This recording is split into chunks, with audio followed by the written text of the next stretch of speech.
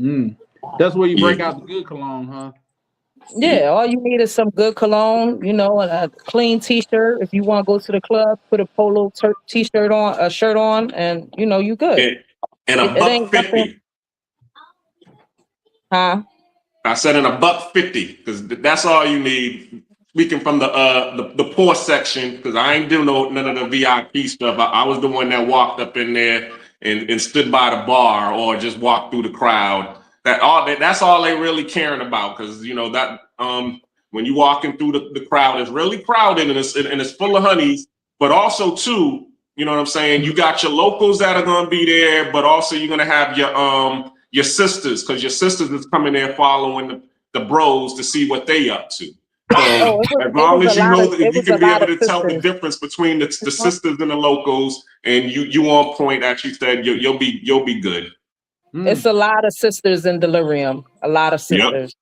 That's what's up.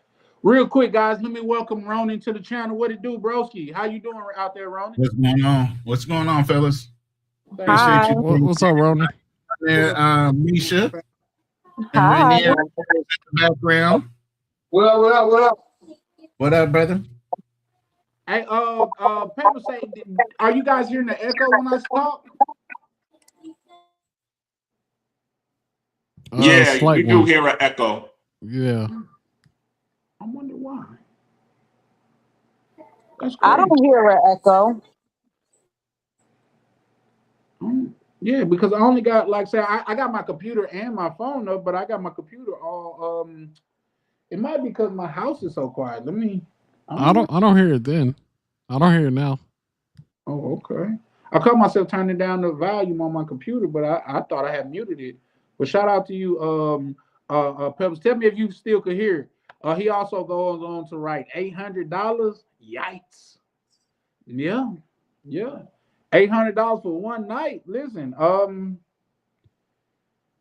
that's a little healthy. I ain't gonna lie to you. That's a little healthy.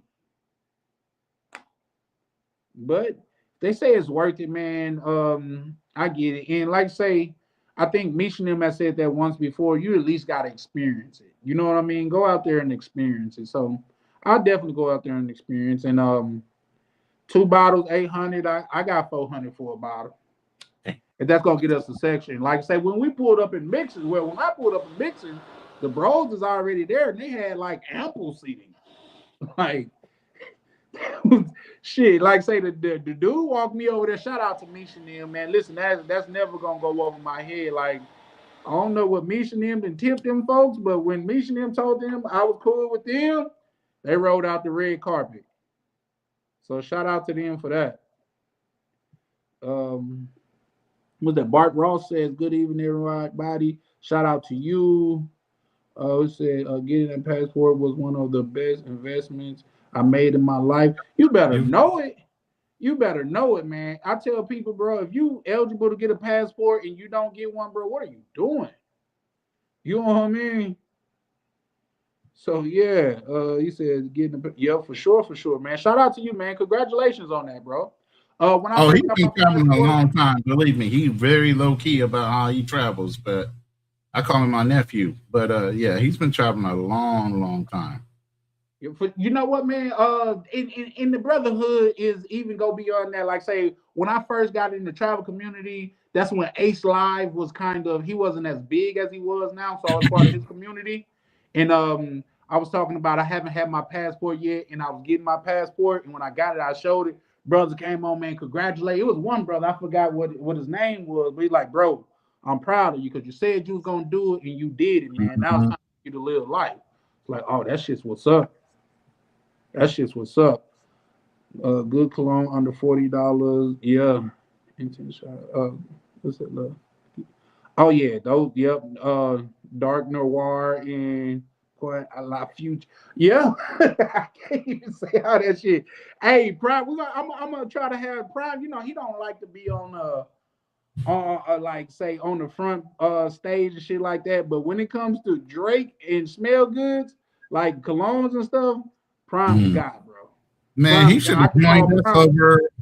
He should have joined us over. He should have joined us over on Love Crossing Borders. We just did a cologne episode. Oh, believe it or not, I'll be right back. I'll show you some cologne that Andre Yeah, put I out. saw parts of that. I love it. Nice.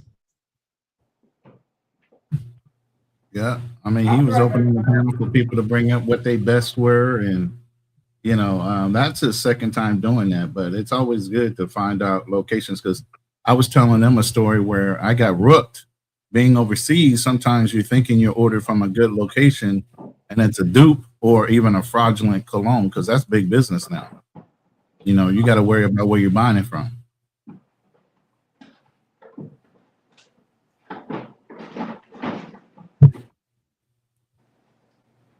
Yeah, it is.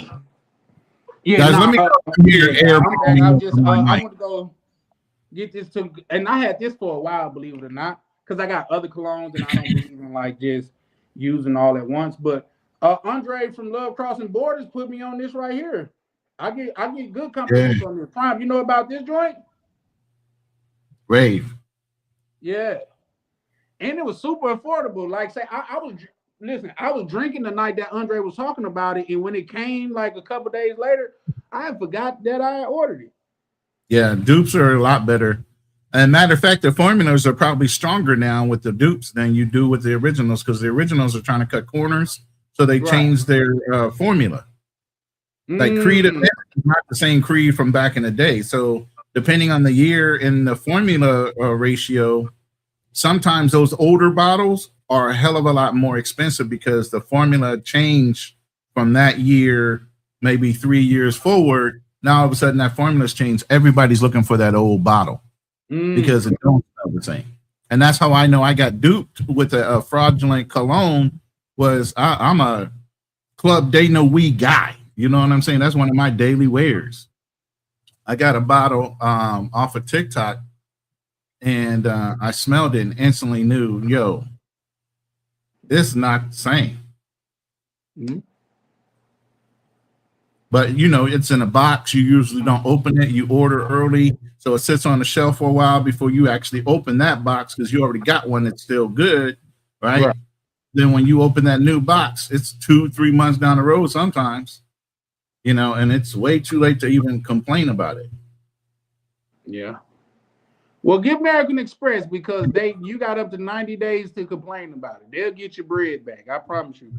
Shout out to Six Alliance Chris in the chat. He say, I would have ordered some Taka Vodka in that bitch. Hey, listen, Chris, if I'm somewhere, hey, bro, if somebody drinking some Taka Vodka, man, I'm gonna get far away from their ass as I can, bro, because ain't nothing good from to come from that night. I promise you, nothing good from to come from that. I drank Taka Vodka when I was like 16, 17, man. We call that's that rock good. You know what I mean? And that shit gonna have you sick the next day too. At least from my experience. He said 6.5 get you a bottle and a section at mixers. Okay, okay. I don't know. I didn't know, just because once I got there, everybody had everything already situated. They didn't listen. I told them, like, just because I'm not a freeloader type, and I know I've said this story a couple times, but just because I'm not a freeloader type, I was telling brother, I'll buy a bottle too, bro. It don't actually matter. I'm in here to kick it too, bro. I think it was Mr. Pebbles and his homeboy. So it was another guy that I just met there, and like 2 other guys. Like, bro, we got more than enough bottles. We're not gonna even drink all this shit, man. Like, save the bread, man. You ain't doing nothing special by ordering a bottle.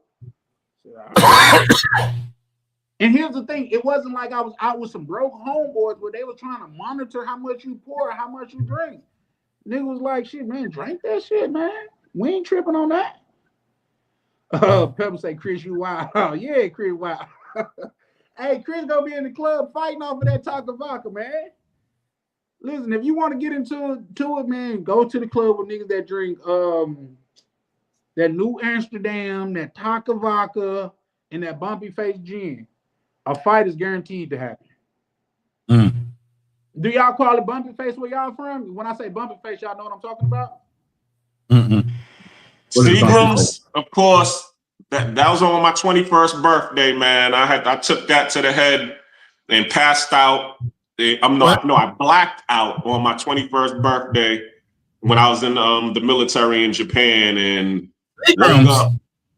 Yeah, off of the bumpy face. They got it. Gin. Gin. You call it gin. Yeah, Seagram's gin, of course. Yeah, Okay. Seagram's Oh, that's that we don't coffee call shop. it bumpy face from back in my day. It used to be called naughty head. Yeah, exactly. Naughty head, bumpy face. Orange But we- juice and gin. Man, talking about a long night with your girl. Hell with the Viagra. Hit some gin and some juice. Nah, that gin and juice I had you goddamn it forgetting where you live, man. Mm-mm. That last That time I shit drank have that you shit, I numb. was down south, bro. That would Man, have you I never- numb. I never drunk that shit again. You and me both. For real. Some things I gotta leave in my childhood, man. If I pull up somewhere at a function and they got some bumpy face in that motherfucker, I'm leaving immediately. I don't know too many people that like gin nowadays. I don't see it around as much as I see some of the more popular hood drinks like Hennessy or some shit. You know what I mean? Cavassier. Now you'll still see Tanqueray. You'll still see Tanqueray around. Yeah. Shout out to Ronnie. Y'all hit the like button, man. We in here kicking it. Mouthful of game. Pepper say prime with the plug. Yeah. That's clap potion for sure. What's this? Is Charlie about to break out the John Van Musk? I don't even know what that is, believe it or not. Yeah, That's that Devon old Musk. school. I remember that from back in the day. That's an old one. Is it older than that Brute? No, Brute's pretty old, bro. Brute and Old Spice are ranked right around the same time frame. You know what I mean? Okay. And I then- remember that Old Spice when it didn't even come Ducard with and Ward the came out after that, and then you have like Euphorium and some of the older ones, man.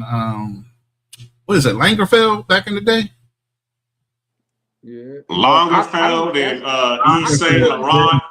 Yeah, and then you had all the damn Calvin Klein versions. Calvin Klein made it big real fast, and then everybody else started coming out with their signature scents, and then it went hog wild after that.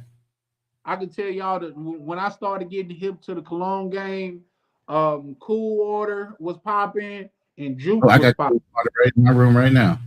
Cool Water's another. I think it's an old scent, but it's a goodie though, man. I used to love Cool Water. That one ain't never going out, man. Cool Water gets more compliments, and I'm talking like a Cool Water Intense. That's the one I wear. The Cool Water one is more like an after, like it's got a little soapy smell to it, like you just got fresh out of the shower type of smell, gym smell type of thing. But that Cool Water Intense, man, I could be in a hospital, walk by somebody, but God, what is that? Yes, it's just a little Cool Water Intense. Really? That's it. Yeah. Yeah, my uncle was a Giorgio Armani fan, and then when Bougeron for Men came out, that was going on in the house. I was messing around with the Muslims, so they were selling the oils. So I would always get the oils like Blue Nile and Egyptian Musk and Issa Miyake, all of those different That Issa Miyake oils. was the deal back in the day. Well, being over in Bahrain, especially if you went overseas, Bahrain in Arab culture, they sell the oil 100% oil. Mm-hmm. When I got my first exposure to why they have oils, and then I started understanding even here, you don't want to get the old toilette. You want the parfum or EDP or elixir because that's higher oil content than alcohol content. That's where your longevity comes in. And that's why people use little tricks with the Vaseline or baby oil on top of the scent in order for it to get up in your skin and stay longer. But yeah, that alcohol base is what you got to look out for as far as longevity. You'll sweat it off. Alcohol evaporates. Oil sticks. Prime also agreed with you too, Ronnie. He said the dupes a lot of times smell better than the original. Mm-hmm. Stronger formulation. Yeah. Pepper's right. We had like 6 bottles in our section. Listen, I'm not lying, bro. It's not, bro. We had so many bottles, they had so many bottles because, like I say, they ain't even. I was gonna add to it, bro. It's like, bro, we got more than enough. So, man, shout out to that. That was when, really, when I got a chance to experience the mindset of the brotherhood. Because sometimes you'll be out with some brothers to where they damn near clocking what you drink. You know what I mean? So yeah, Chris Wright, Black Cleaner, some Lamont Sanford looking at. Damn. Burn. Shout out to Chris. He said, I ordered the dupe on Amazon. I can't trust TikTok. Yeah, Chalupe say Yeah. well, I think the Amazon is that's why Now there's some bad. Listen, there's some bad stores, but Amazon take care of you. They'll refund you your money if you tell them you got a bad copy of the cologne or perfume, whichever way you're looking at it for women. You know, they'll refund you really quick. But TikTok is a little bit more questionable on their store. And this is a guy that runs a TikTok store. I ain't never sold nothing out of it, but you know. Yeah. Uh-oh. Shout out to KB in Prime. How y'all brothers doing, man? Yo, what's up, bro? What's going on? What's going on, brother? KB, what's up, good brother? I'm about mad as fuck, but man, I just will talk about it later. You mad because you're back in the States now? Or what's going on with you, KB? Nah, bro. Everything here, I wouldn't say everything here sucks, but I got a couple things that are pissing me off. You know, first my motherfucking phone, they updated the shit. Now I don't work the same. Now I'm mad because I ain't asked for that. Damn. Yo, Like y'all notice that everything is just getting shitified, and you just buy something and it used to work well, and then they're like, nah, we're gonna update it for you. It's gonna be better, and then it's worse. Yeah. what kind of phone you got? An Apple? Now I got a Samsung. Now I got a permanent message copy thing on WhatsApp. Not on WhatsApp, on like the bottom of my screen that just won't go away. I'm like, what the fuck? Shout out to my good brother Two Tone. Two Tone look like you in one of my spots. That ain't the spot with the jacuzzi in it, nigga. Yeah. Get your mind I right. know it. Hey, two-tone AP out bus. Yeah, you going crazy. Hey, Yeah. for sure. Yeah. Look. Yeah. I'm in the spot, bro. He definitely. Hey, that's one of my spots. We might gotta keep that on the schlunder. Oh yeah, that's on the low. Bro. That's definitely on the low. Yeah. Hey, Look, man, I just wanted to come up, man, and I wanted to comment on the topic. I'm gonna drop back down. I'm not gonna stay long because I got some fresh game pulling up. But I wanted to say, man, travel can be a distraction. If you game goofy, it's like I hear a lot of the brothers, like Ronan the Traveler. He say, you know, if you're a goofy in the States, you a goofy overseas. And what that means to me is that if you're game goofy and you got your nose open easily, you come out here, your nose is definitely gonna be open. I was at the little supermercado. I fell in love like 5 times by the time I got some little stuff from. I'm like, damn, by the time I came through here with the cart, I forgot what I came for. So I can see how if a brother come over here and you think you got your money right, you know, a lot of guys, they think, oh, I got 20,000, I'm ready to go. And then they come over here and be broke in a month because these chicks, they will pick your pockets. And you got to have a strong constitution to be able to look these chicas in the eyes and tell them no. You know? So they'll call that's you the thing. cheapy in a minute, bro. Oh, yeah, but I Like am I give a damn. Yeah, like I give a damn. I'm the one with the actually, when you actually got money, I kind of see that as a compliment. I'm like, because I'm keeping it in my pocket, baby. Right. Yeah, no problem. Yeah, they call me cheapy, but then the next time they see me, I'm popping bottles. So, you know, I ain't that damn cheap. And then the thing is, too, man, like, it's not super different than it is in the United States. It's just the cost structure is a little bit better, but the availability and like how many nice little chicas is out here. You know, like y'all be saying this on these panels, man. In the States, man, these brothers will fight you over these chicks, man, because it's only a few of them around. Yeah, then you get out here and it's a bunch you talking of to my girl? Oh, he bothering you? He bothering you? Decide. I had to like eeny, meeny, miny, mo. I had to pick. I pregame so hard. I got like 10 little friends trying to pull up. And so, you know, but the thing is, like me personally, I know my limits. I know what I'm doing. I just want to have a little bit of fun or whatever. But I could see a lot of guys coming over here and thinking, like I seen guys say that too. Like, oh, I'm a pimp now. You ain't Yeah, no pimp. You just got a couple of dollars. Like that's not, that's not pimping. and And she's so trying to get every last one of them. exactly. Yeah. So just knowing where you stand as a man. So basically on the topic, yeah, it can be a big distraction if you don't have your mind right. Because you gotta have your mind right, coming out here. And then like Misha was saying, be on your P's and Q's. Yeah. Don't be out here drunk, game goofy, doing too much. Like I found myself earlier. I was walking down the street and I had my phone out and the little motos was passing by, and I had to remind myself, you not at home. You not Mhm. walking around the city. Like you put that motherfucking phone. They can see that is a nice phone. Put that phone in your pocket. Mhm.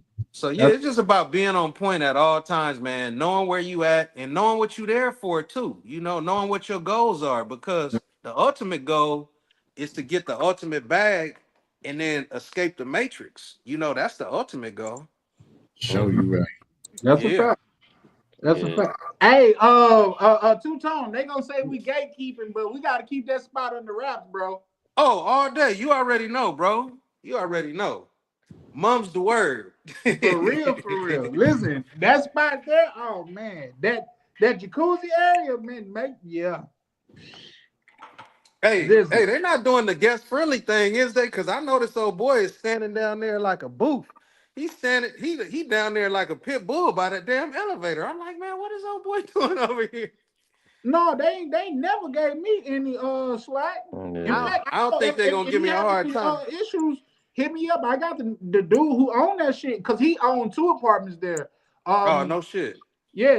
I got his personal number if you want it. Okay. Yeah. Man, I ain't really tripping. I mean, I'm gonna just try to grease his palms, if anything, you know what I mean? Yeah, hey, listen, that's one of those spots that's one of those spots I was thinking about, like say, and he was up to it. If you link up with him on the back end, you could rent Yeah. that from him off of Airbnb. Yeah. Yeah. Mm-hmm.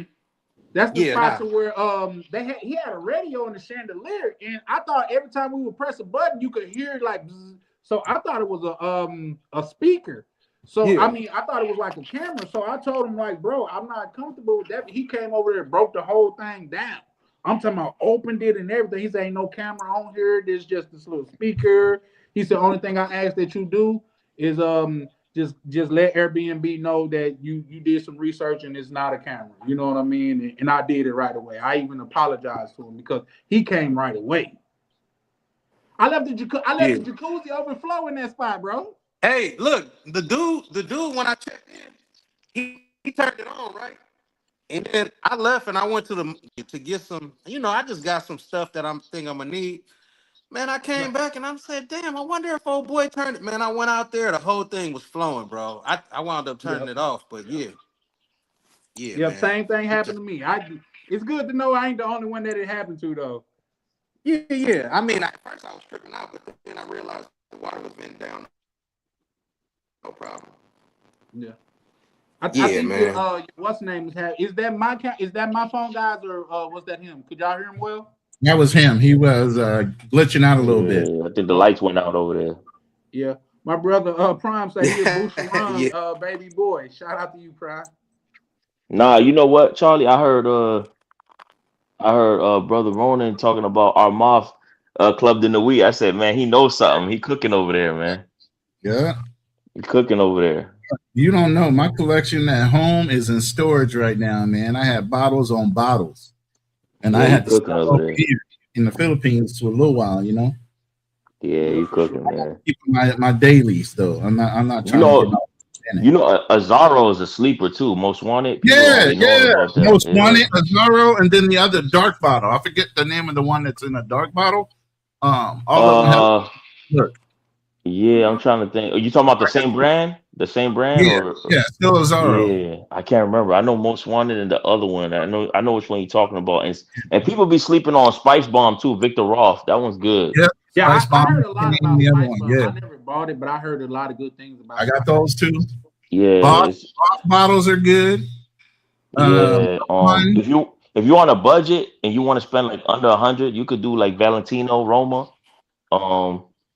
That Those are brother, good too. I bought it from Valentino. I think it was like 125.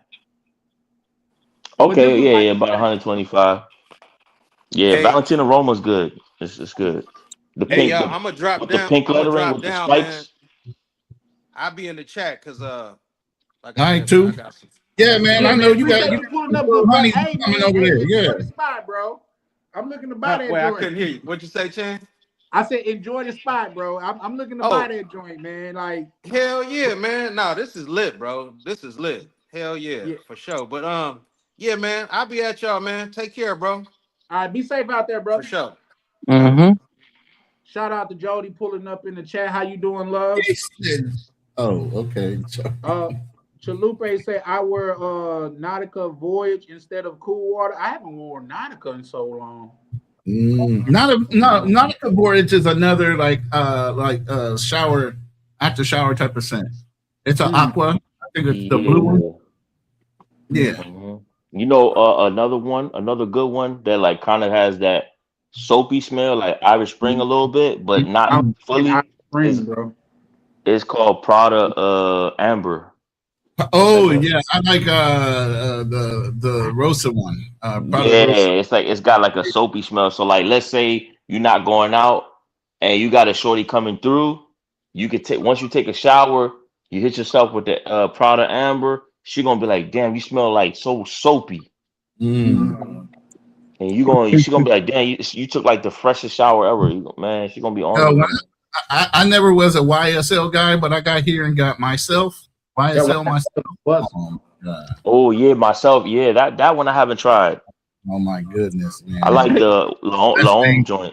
That's a grown man sense, and believe me, that one carried throughout the mall too. The minute I put it on, like, what the hell? Oh my god! Yeah. You smell like expensive, you know? Yeah, you smell rich. Yeah, that's like I like them. Myself, YSL myself. YSL? It's a black bottle. Yeah, it's a black bottle, straight up black bottle. I had some YSL and I forgot which one it was. All of them smell good, but that myself one, man. I got a bottle of YSL in my apartment. Chris Wright, Charlie got a box of that black leather on standby. I don't even know what that is. It just sounds like some old man shit. He said, black cleaner, that oil always hit. No, that oil, here's the thing. The only thing about that oil, man, you could wash your clothes and that oil will still be in that motherfucker, bro. That oil, it got staying power. I ain't gonna lie to you. Yeah, that's the whole point. Yeah, that oil is the shit. That's why you want to get I don't even look at toilet. You gotta get a DDP off the rip if it ain't an elixir or something stronger. You know, it depends too. Like I think like it depends sometimes. Like I remember like when Dior Sauvage first dropped back then. I don't wear it no more, but when it first dropped, the Eau de Toilette lasted longer than the Eau de Parfum. So yeah, I tested that shit, and so it lasted longer. So I mean, sometimes it depends on the Air de Toilette. Okay. Yeah, the toilet. Yeah. No, you just said air of toilet air. Oh, look out! You said air toilet. He said toilet air, bro. Toilet. Toilet. Summer jam. The toilet. Yeah. And so, he went crazy. Yeah. Okay. She didn't know the cat. Black Cleaner ain't took his eyes off of her. He's still watching her walk out the room. They watching her walk out the room, bro. Hey, we see Cleaner. I'm watching. Yeah, shout out to Cleaner on that one. Yeah, we see what you're like brother. Going crazy. Yeah, keep on. I'm gonna be pulling up out there, bro. Come on now, Cleaner. You gotta let me live a little bit. Yeah. Misha done pull back up on that. My phone always dying. Also, Chris says, my condolences to Black Cleaner and his family. Shout out to you, Chris. Like he said, yes. Jody goes on to write. She said, yes, I run into that same problem with updates. I think that'd be a ploy to get you to buy more phones. Misha can pull back up. What's up, Misha? How you doing? I'm good. My phone is always on low battery. What's up, Prime? What's up, Ronan? What's going on? Yo, Misha, what's good? What's the word? You know, I'm just chilling. Ain't nothing. Yeah. The baby walking now. She walking. Oh, she walking? Oh yeah, she walking, Oh, that's what's up. Oh, you finna have to touching, be, yeah, you finna have to be touching keeping up everything. with her. It's Yeah, her world now. yeah. We just live in it. It's her world. Yeah, it's That's her right. world now. Yeah, That's right. yeah, she stepped into that ice man. Mm. hmm Chalupe say, yeah, you gotta get 3 travel size bottles. I wouldn't even here's the tidbit. What I do, and I had one close to me earlier. I buy those little I think you Refill. can get them on Amazon and on Temu. I don't get the one on Temu because the ones that I got from over there they leak. So I just recommend Amazon and make sure you get them from a reputable person. But you could get those little what's name bottles to where you put them on top of your cologne. Refills. You Yeah. squeeze it in there, and yeah, because And the atomizer is really good too, if you get the right one. Yep. What is Chalupa say? I got okay. There you go. He said myself absolute is my joint. Okay. Yeah, for sure. Ronan. I mean, Pepper's right. Fact Ronan on their summer jam. Yeah, shout out to y'all for sure. See, yeah. No, we know what to do when to do it. You know what I mean? Like, say, you know, when you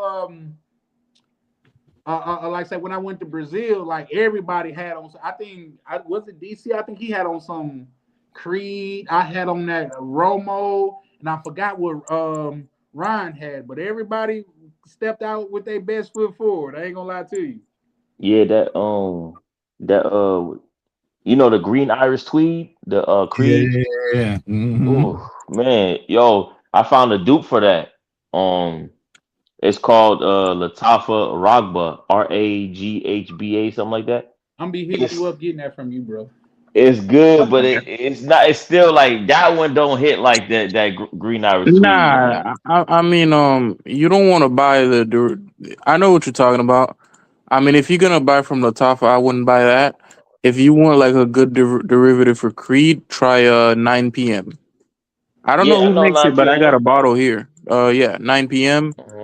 Or if it's Mhm. not 9 p.m., the best Latafa ones is you Camera. know Angel Share. Yeah, Yeah, so that one is called Camera or Camera. something. Yeah, that's Yeah, my yeah. joint, I dog. think Chill, it's like yo. That's exclusive right there, bro. yeah. I mean, I bought it for $30, and bitches was all up on me. They were like, Yo, "Oh." that shit I smells like passed by and they're like, "Oh, $1,000, what you got on?" I'm like, "Hey, don't worry about what I got on. You can't really afford it." You know what I'm saying? bro. Do you know? Do you know? Damn. Do you know? Nah, it's like $30, but I I gotta gave play it up. some. You know? I gave some to Ryan, right? When we went to the club, and the girl was like, "Oh my God, you smell like power, like cinnamon, like butter, like masculine." Like I looked at Ryan. I said, "I told you, bro. I told you." Bro, it's the Hey, truth. real quick. Everybody was in the comments giving Black Cleaner his props. Y'all know Black Cleaner didn't disappeared off screen too. Y'all, Right. I'm just Oh, making he went to go clap. Yeah. to our Hey. attention. He couldn't take his eyes Black off of her walking Cleaner. out the room. You already know. He also go on to write them cheeks. You said it, I didn't, but we all seen it. You know what I mean? Yeah, bro. It's great. But we know Black Cleaner is a lover, so all I heard when Babe was sitting on his lap, I don't want to bore you with. So shout out to Black Cleaner. Yeah, Black Cleaner. Yeah, for sure. Everybody giving Black Cleaner. Yeah, Black Cleaner got him one. Shout out to Black Cleaner. He'll be back in another about 5-10 minutes. Yeah. I don't know how y'all do it. I could never be in a relationship, really. Crazy. Your loss. Who said he was in a relationship? Right. I mean, come on, funny. she over, like, come on. It looked like they were in a, how he is, like, You never heard of Luther TFE? Vandross. Hold on, you ain't You heard see of me TFE? Oh my out there love. and think I'm in a relationship too. Like Mhm. I'm in a relationship for the 2 hours she here, and as soon as she leave, we break Just up. like she can give you GFE, you can give her BFE. Man, cleaner disappeared. Yeah. And nigga back there on some how deep is your love? Right. He said, give me about 20. He said, give me about 20. I'll be back. That's a factoid. So let me ask you, because I know Missionim, they on the high end of the the cologne world. Misha, what type of scent you recommend for a man? Oh shit, my bad. Dang. What you mean? I can't pronounce this, but I could show you. Hold on. I know what she's gonna say too. Yeah, she wouldn't get something She exclusive. she You gonna gotta say have she gonna say Parfum de $1,000. Marley. I know she's gonna say that. You gotta show your Richard Mille. Yeah, that's a given. That one. Yeah, Parfum de Marley. Yeah. Myself. Yeah, I got a couple bottles of that. Oh, you got it? Yeah, I didn't get it. Yeah. Mhm. Parfum de Marley's Pegasus, I think. Yeah, the Pegasus one is good. Yeah, Then that's there's a fire. green one. Somebody said the green one was pretty good Yeah, too. the green one. Yeah, the green one's good. PLVs. Okay, hold on. Let me give you some. You got to put it on the big screen. Yeah, put it on Summer Jam.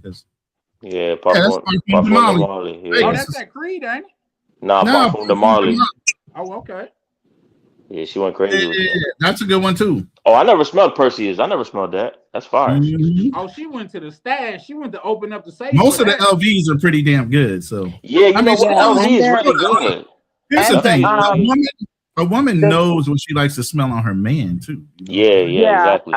the Louis Vuitton ones, those ones are unisex, and I had got Rainier that one for Christmas because you can like engrave your initials on the bottle, and then when they run out, you just go to the store and get Fill it. refills. Yeah. Yeah.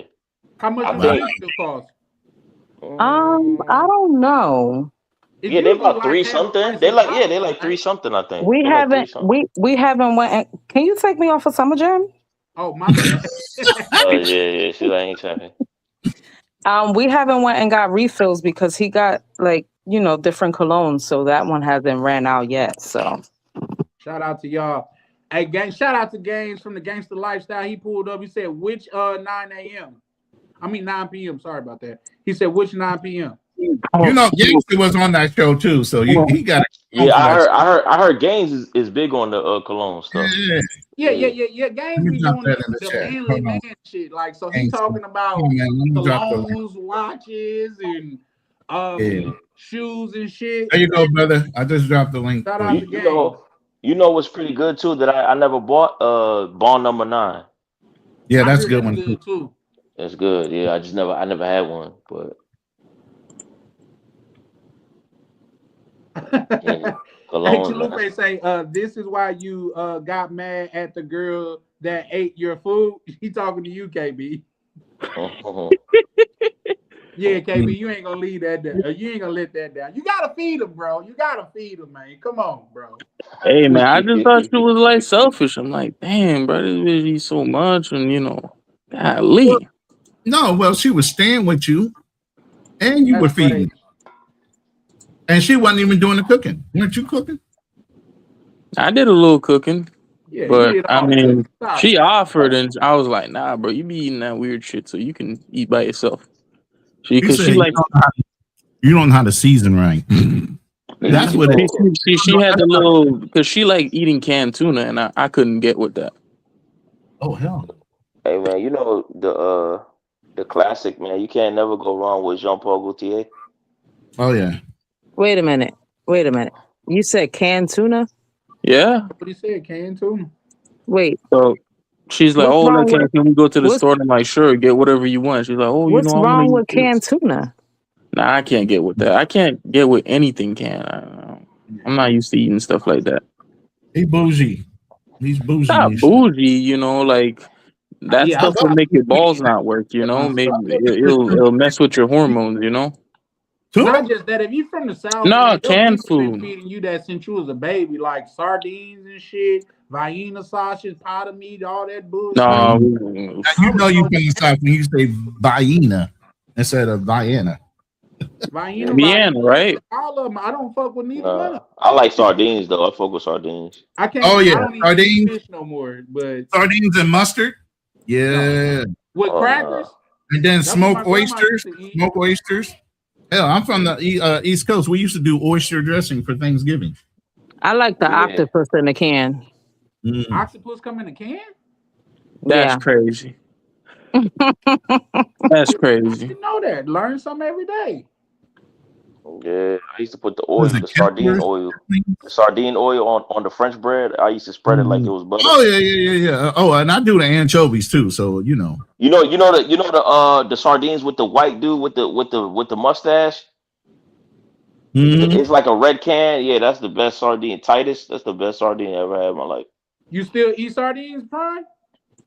Not much, but like if I see a can, yeah, I'll grab the can because like they're good with French bread. I pour it all over the French bread and eat like that.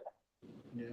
Well, it's some things like from the South to where And like they're good for you too. a So lot of things, these are 90% of good things, source I was of. like, man, that shit disgusting. My grandma, like, if you from the South, your grandma was feeding you shit that you didn't even know what it was. Like, Yeah, you were my eating daughter, pickles, pig my feet, all daughter's kind of niece, shit. Weren't you? Oh nah, juice on her gums and shit. What pickles, pig feet? Who? pig feet? Yeah, Nah, Nah, pig Pig feet, feet. nah, Carl, you nah, Haitian, bro. You nah, capping, pig feet, Carl. pig ears, You all capping, that. Carl. never, bro. I'm sorry, but I You don't know if I Haitian, bro. could. What you mean? Bro, people who used to eat pig feet were always nasty to me. It was Man, something Cal, You about it. My Haitian, brother bro. What like you this. I'm talking not. about? It You're was gonna have something a I come about to very it. get y'all back difficult on Man, track. Nah, you want nah. to 2000 You know, yesterday. I come to get y'all nah. back on track. Y'all go from talking about colognes to sardines. Come on, man. What are we doing here? Yeah, what we doing, right? What y'all Gangs, Salute to the doing here? Knicks. gangs from the Salute gangster to the Knicks. lifestyle. What it do, We brother? go. We going to the NBA Finals. Damn. Oh, the Knicks. Yeah. Congratulations to y'all. New York gonna go crazy if they win, bro. Like, for real. Bro, you Yeah. ain't gonna be able to tolerate nobody from New York for a whole year if they win, bro. Don't even go Problem, live. Don't even go live. Don't do it. For real. Man, listen. Yeah, New York win, it's gonna go crazy.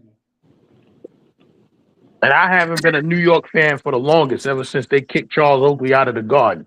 But I gotta put my New York Knick hat back on now. Yeah. That's a I'm long going to time buy ago. one tomorrow. Yeah. Chalupe say KB is Hasadiddy. Hasid, I don't think that's Hasidity, but like, little pickled pig feet, pickled eggs. I can't stand that. Especially your breath afterward. Nah, bro, I can't do that. The motherfuckers will try to talk to me and Oh, shit go. after eating it. Nah, man, get that shit out of here. So he said after 9 p.m. Hold on, I got you, gang. Summer Jam There you Yeah, Strange. go. that joint right there. Yeah. Why does it look like it's upside down? Yeah. Okay. This is 9 p.m. Elixir. Yeah. Just cracked this That's open a strong yesterday. one. This is nothing like Creed Aventus. This is giving me Amani Stronger with you hints. That's what this is. Stronger with you. I know. You know that bottle. Nah, that motherfucker dope. So you know that bottle with the cutout of a man's figure, like Yeah, Jean-Paul Gaultier. yeah. Is that what that is? I don't So- buy that. I don't buy that shit just because of the bottle. You know what I'm saying, man. It's not because of the bottle, but it's a classic though. Yeah. No, I'm saying it's- I don't buy it just because of the bottle. Right. No, I know what you mean. I'm saying like 9 p.m. I think it's a derivative of Jean-Paul Gaultier, not of Creed. Creed is something else. Creed is Claudine Louis. No, Creed. The best dupe of Creed is Afnan Supremacy. Not only intense and Afnan Supremacy Collector's Edition. Those two. I showed them last week. The one in the silver bottle and the one in the bottle that looks like concrete. Is it duping like silver? Is it duping Silver Mountain Water? No, Or it's duping Creed Aventus Absolute. Aventus, yeah, okay. I know what you mean, but I don't know how people can really, because Creed to me, it kind of smells a little bit like Axe at this point. Maybe it used to be a unique overpriced. Axe what? Body spray? Yeah, a little bit. Hell a little no. bit. Nah, it doesn't smell like that, but it's overpriced.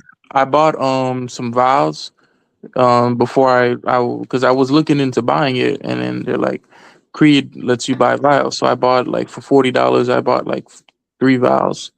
And I just didn't. I tried it, and I'm like, I mean, it kind of smells a little bit generic.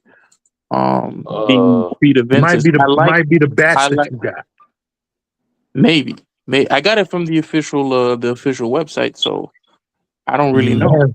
They have That is- different batches. Big Games. You ever heard of the Nishani? Yeah, I'm Yeah. doing some homework on them now. Yeah, me too. Yeah, I'm looking them up. Yeah, Nishani and there's a joint called Mind Games. You've probably seen it before. It looks like a chessboard, like the chess pieces. Nah. Yeah, Mind Games. You can look it up. MIND Games. They got this Mind Games, and it's like each cologne is a part piece of the chessboard. Mm. Oh Shit. wow. Yeah, they last, man. They last, man. You take a shower, you trying to sleep, and you like, damn. You're Damn, like, damn, this is strong. Yeah. they really playing mind games with you. They got you buying Yeah, a they got the project Mind alone. Games, Jadoob, and they got the chocolate. Man, you really going crazy with that. Like you going to a business meeting or something like that, you going crazy. Also, another Mr. thing Pepsi, is like there are websites. Like if you guys want to go in and find like a really really good cologne without experimenting, a good website that kind of put me on to a lot of those colognes is a website called Fragrantia, and each year they have like fragrance awards. I think it's the biggest site there, but their recommendations always hit, always. And Afnon gonna have to hook me up because I'm showing them a lot. I'm putting them on my stream. So Yeah, I'm doing a lot of promotion for them. So they gonna have to hook me up with something. they gotta cut the check. Yeah. No, that's what's You up. gotta show them your videos and run it by the marketing department. Get your affiliate link Yeah. or a sponsorship. One of the two. Mm-hmm. Yeah, because they got one called Roja Elysium. That sounds Yeah, Roja Elysium, and then they got the Aqua de Parma Colonial. Yeah, yes, y'all know that one, the Aqua de Parma.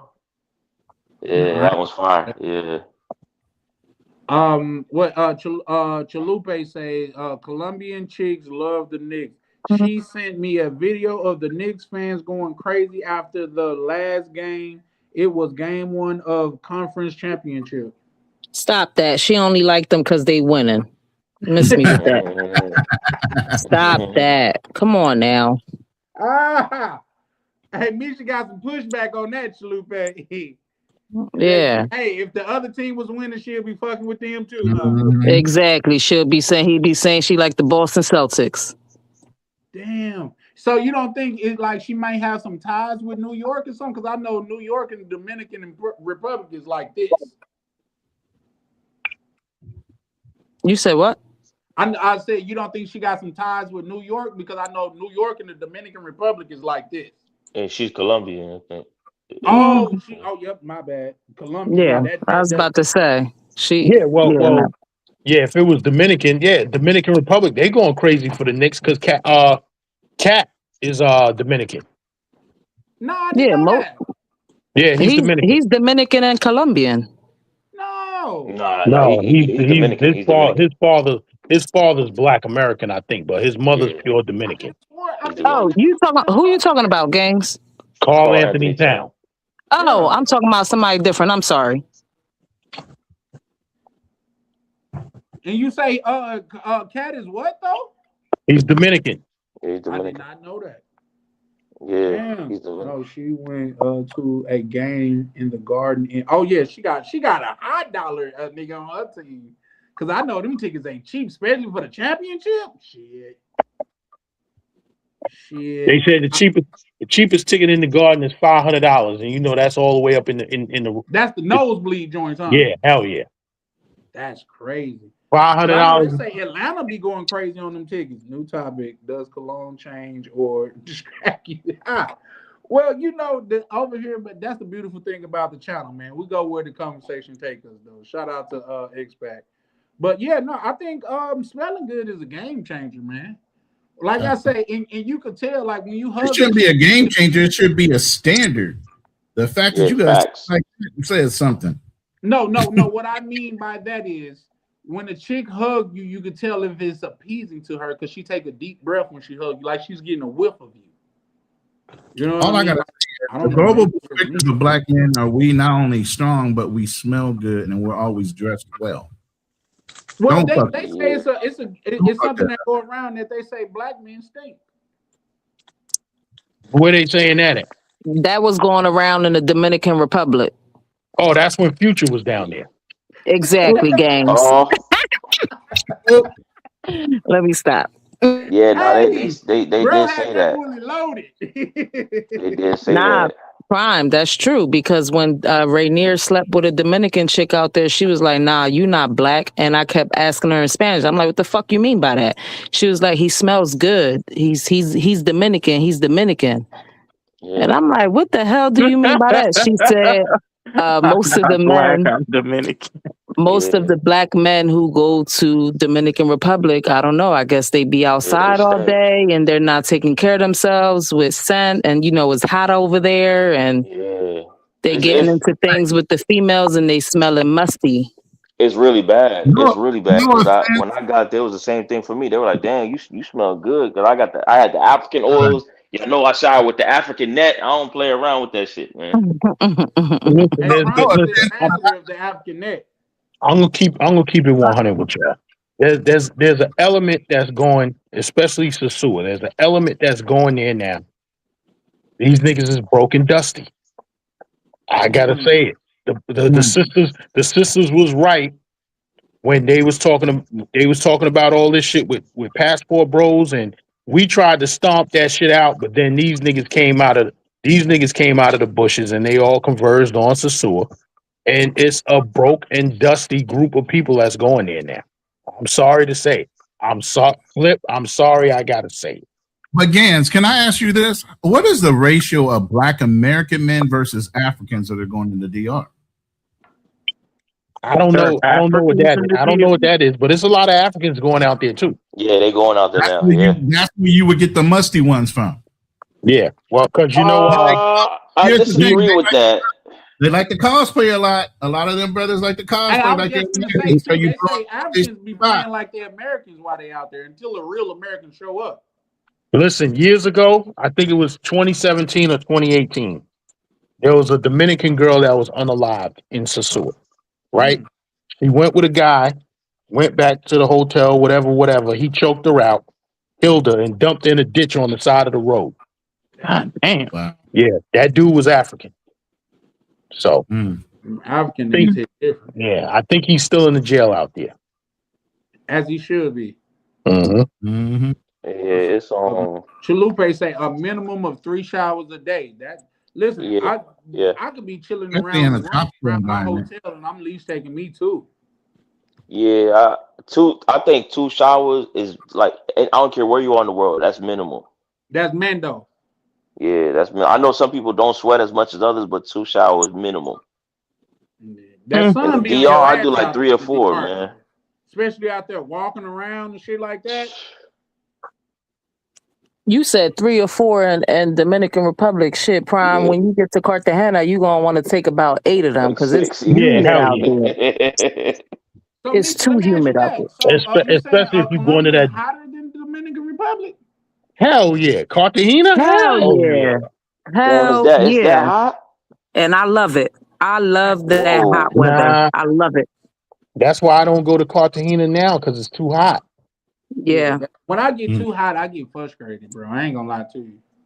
Yeah. And they say- It's called AC. Get your ass up under one. See, but if that's the case, you're gonna be in your hotel room or your Airbnb all day. I mean, there's plenty of environments where there are ACs. Go to the mall. Go do something. Nah, outside. Yeah, it The felt like a action heat. It felt like a heat wave over there. yeah, but the action's not in the mall. Plus, I mean, even if you go to the mall, I mean, your nuts are already sweaty. So, yeah. Yeah, because you still got to come outside. You got to, if you're gonna go to the mall, you got to get in the Uber. Y'all must not know. I live in the Philippines.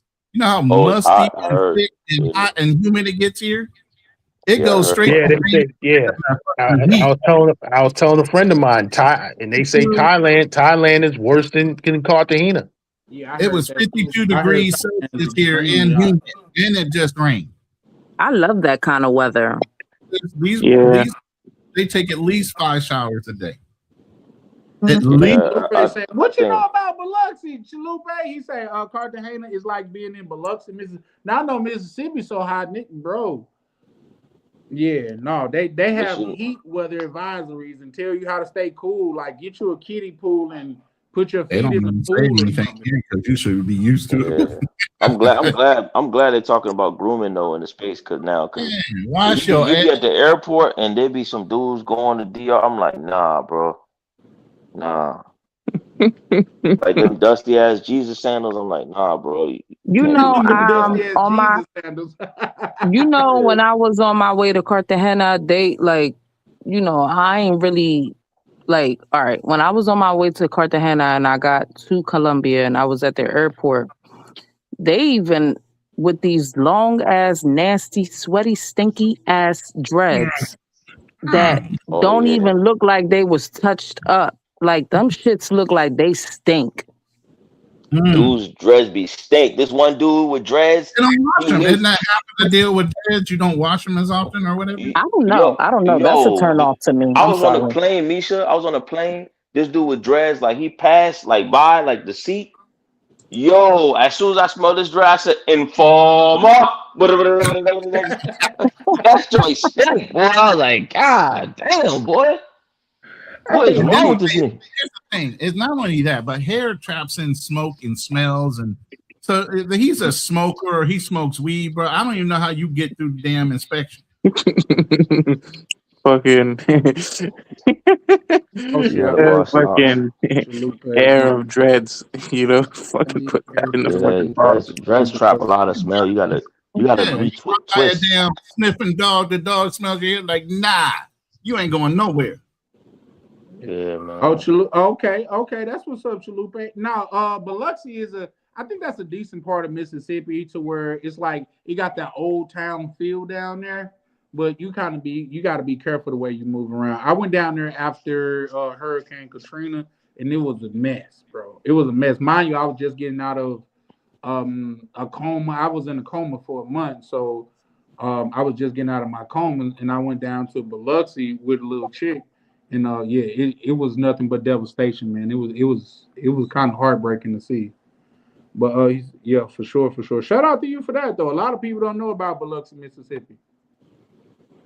It said, do you wash locks? No, you're supposed to wash locks, just like you're supposed to wash your ass, but a lot of people don't. I'm a bit surprised Mississippi got nice parts. That's crazy, bro. Yeah, man. So some of these dudes got to go see them Erykah Badu chicks to get the oils, get the creams, and all that. That's a fact, bro. I shall the chakras. Get them body butters. Yeah, and you know what? It's crazy that X-Pac said that he said I shall before and after bedroom activities. I think because a lot of brothers be going to the DR and they feel like a lot of those chicks, just in their mind, is less than. They don't feel like they have to care about their hygiene as much. It's called personal pride. The hell with what the hell you dealing with? Yeah. The hell want you? You worrying about the level of the girl that you with, and that's a problem in itself. And see, you know what? That right there is a problem because now I'm gonna tell y'all the element of woman that's in Sosua now has downgraded because the element of man that's going there. The top tier chicks don't go to Sosua no more. They don't go nowhere near there. You know, because they got a lot of them have a lot of clients or whatever that they deal with online. Some dudes sending them money or whatever. So there's no need for them to go out there. Them chicks that's walking up and down in Sosua now is bottom level, bottom of the barrel. Mm-hmm. Well, speaking of that too, Charlie, you know, if you got some time, you know, I got some pretty crazy reports, you know, related to like Brazil and a few other places. You know, I've been trying out. I don't know if you no down talk on Brazil over here, bro. Well, it's not down talk, but like you know how Venezuela opened up and Brazil is just there. So you know, I've been using this little website called Glambu, and I've been getting a lot of success there. Like, golly. Well, here's the thing. Unless that's something different, I can tell you this from my experience. Brazil is not a place to where like say Tinder was popping. I got way more action with boots on the ground than on Tinder, bro. I'm not gonna even lie to you. So maybe that's a thing out there, but your experience will be different. Like say, it's not. It's not like Tinder. It's more like Seeking. So I bought like a I've never been on subscription. Seeking. All right, so I bought like a subscription when I was in Colombia, and it auto renewed.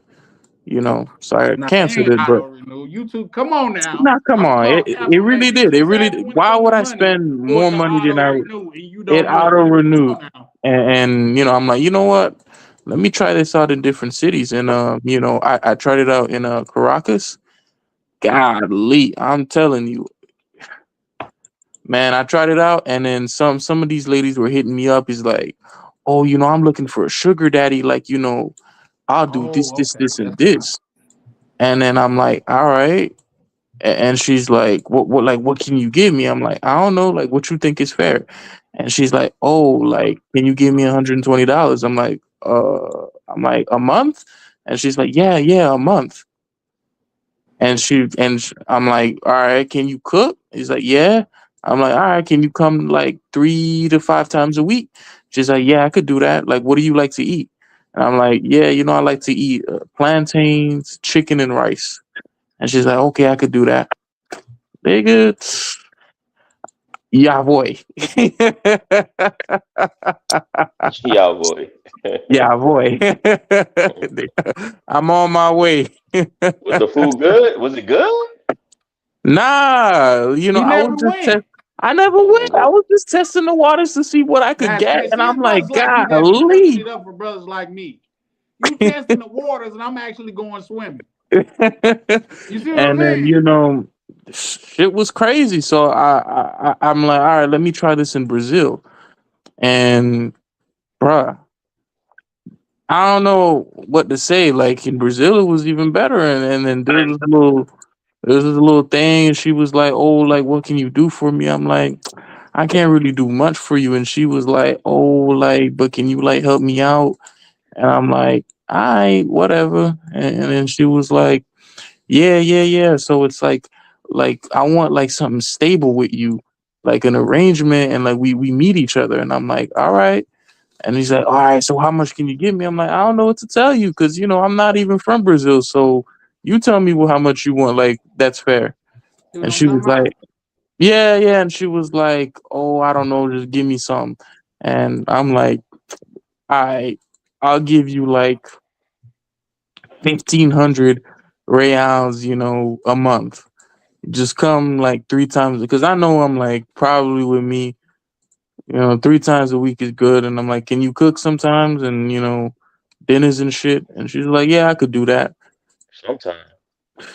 Yeah, no. I That eat was a out little most much. I'm times. not gonna lie to you, because from my experience down there, it was I had it because I'm boots on the ground, so it was a completely different experience for me. But Nah, yeah, no, well, you were in Rio. I was looking in Fortaleza. So that's like Mm. another beach city there, but that's okay. like a little bit north. That's like the third largest city in Brazil. I don't So know shit about Yeah. Fortaleza. When I go to Brazil, yeah, yeah, I'm man. going to Curitiba. That's in But I Brazil. really want to go to. Yeah, I met a lady from Curitiba, so I was convinced. I said, I'm out. Shout out to y'all. Yeah. So she was like, oh, like. So I'm like, you know what, bro? You know, I'll pay for your Uber or like whatever we do when we eat out. But like, you know, I'll give you 1,500 hayites. And I hope I'm pronouncing it right. And I'm like, I mean, final offer. And she like, cool.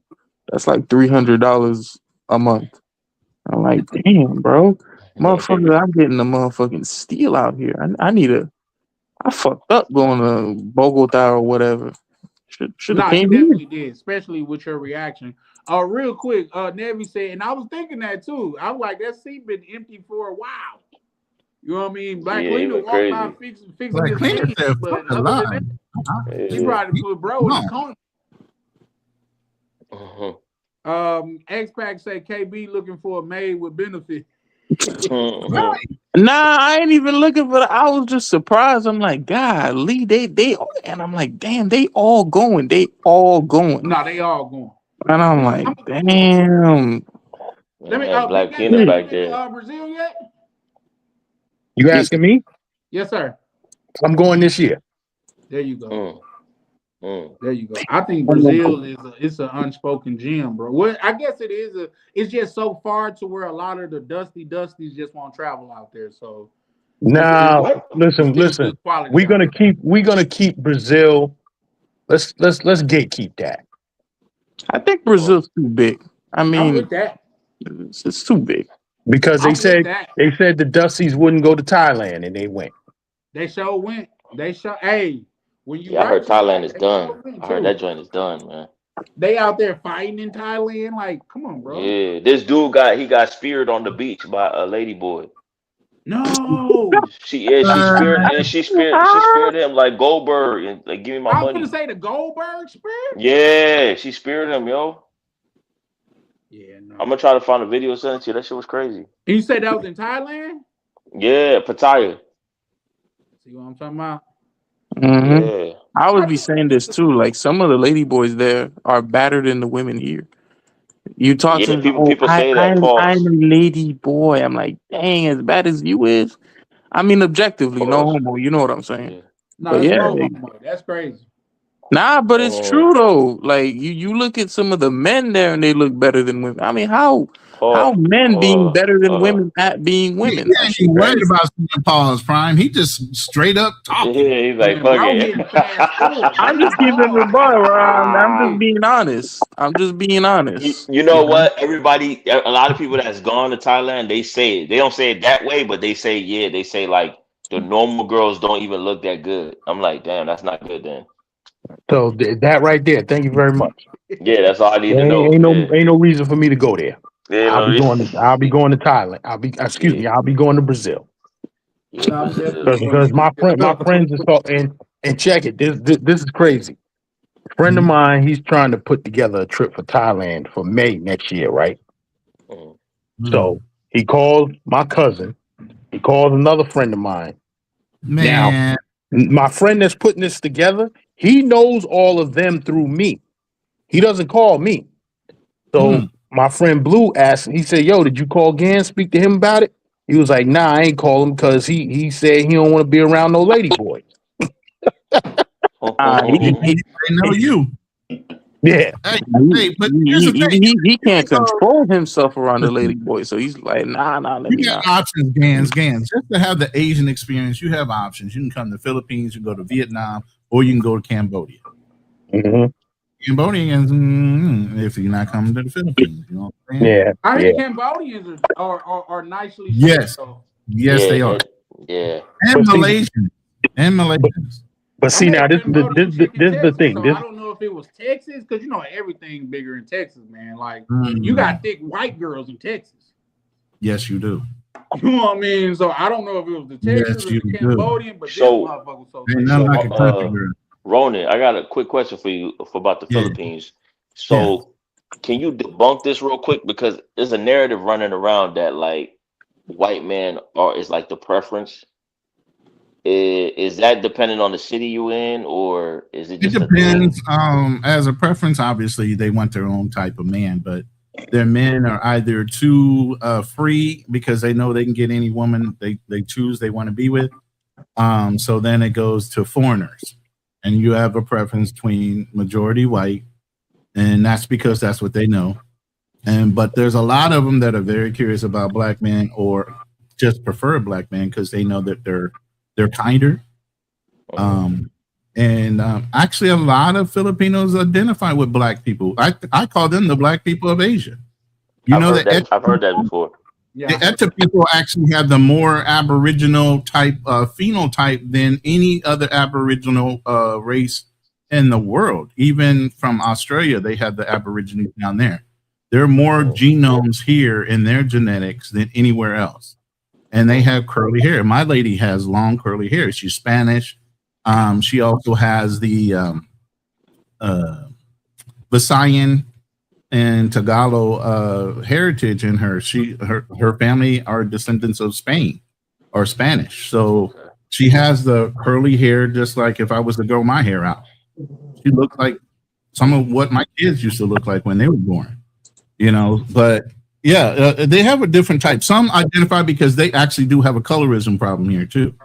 So the darker they are, they were made fun of in high school and high and junior high and everything else. So if you're not light, you're wrong in this culture too. You poor, you out in the fields pulling the rice or whatever. So they have a colorism problem here. So they identify more so the Morena versions of Filipinos identify more closely to Black American, especially Black. State, Ronan, until brothers like you and myself pull up, because that's what I'm looking for. You know, and my lady was one of them because of her hair, and she was darker. A lot of them bullied her. She was bullied, you know, because of her skin tone.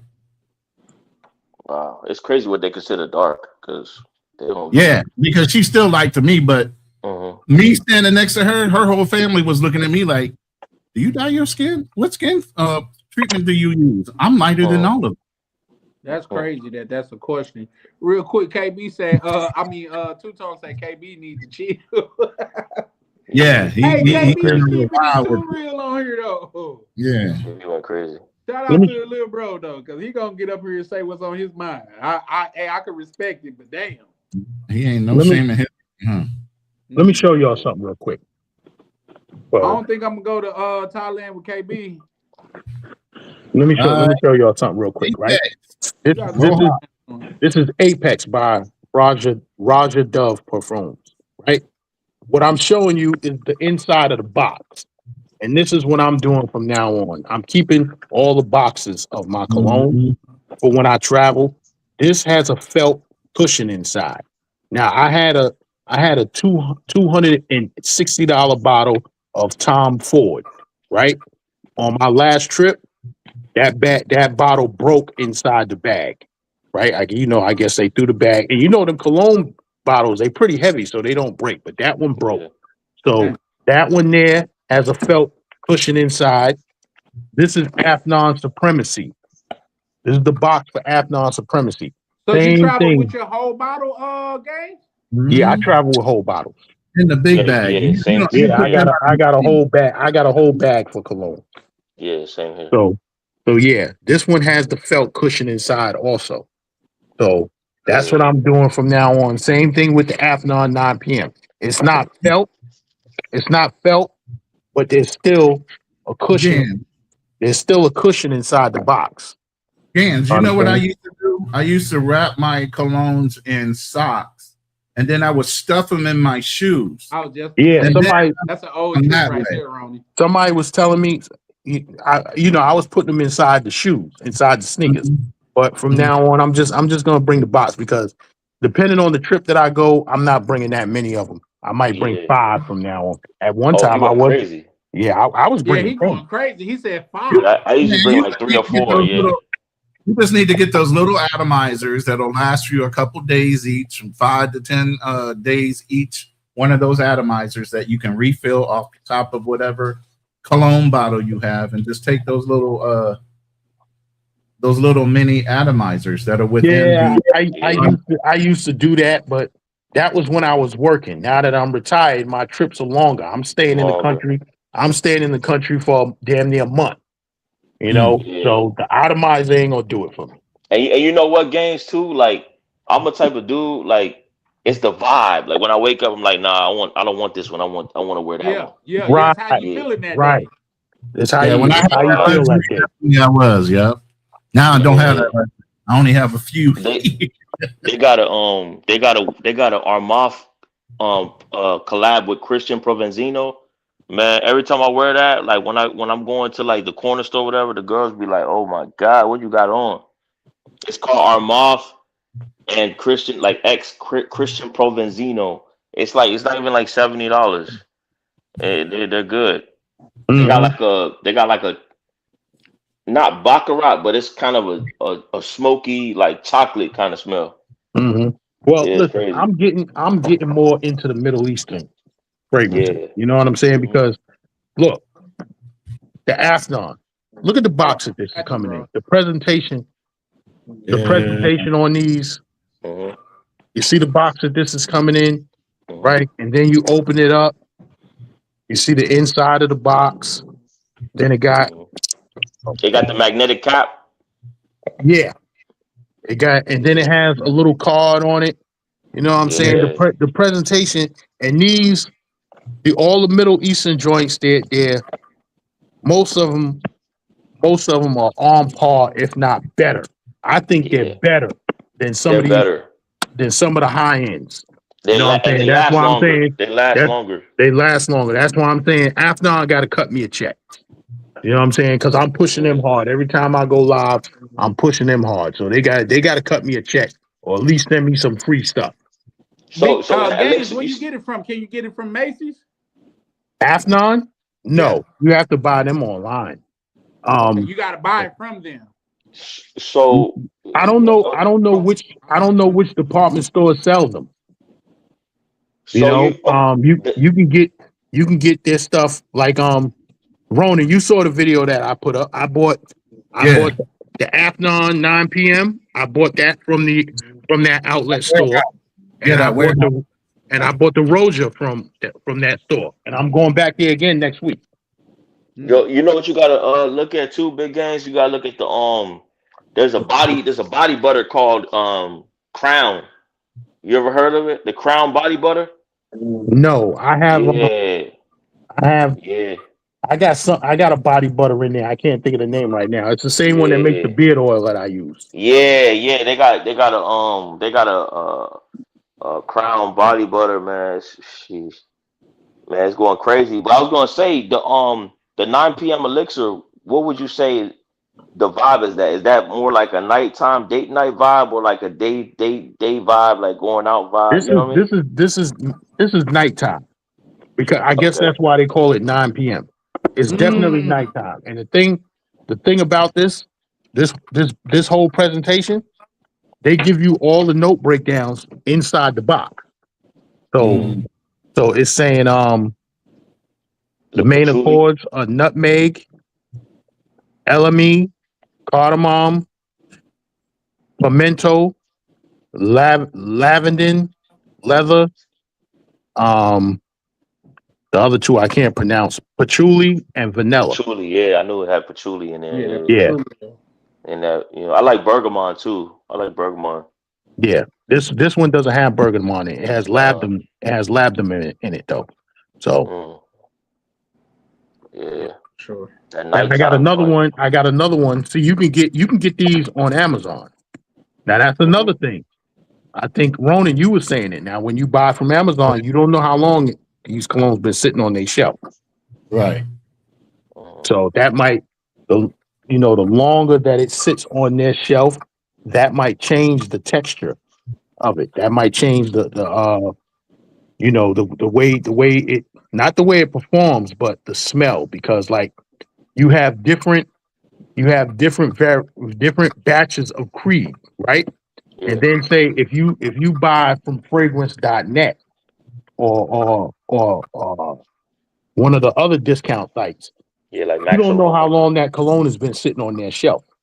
Yeah. So not saying that it's not that, because they don't spoil. You know what I'm saying? They never spoil. They just it changes over time. Yeah, that's true. You know what I'm saying? It's like a wine. It's like a wine sitting in a cellar. If you buy the wine today and you taste it today, and then you got the same bottle and you have it sitting in the cellar 5 years from now, it's not going to taste the same as it did when you just bought it, because it's gonna age. It's the same thing with these colognes.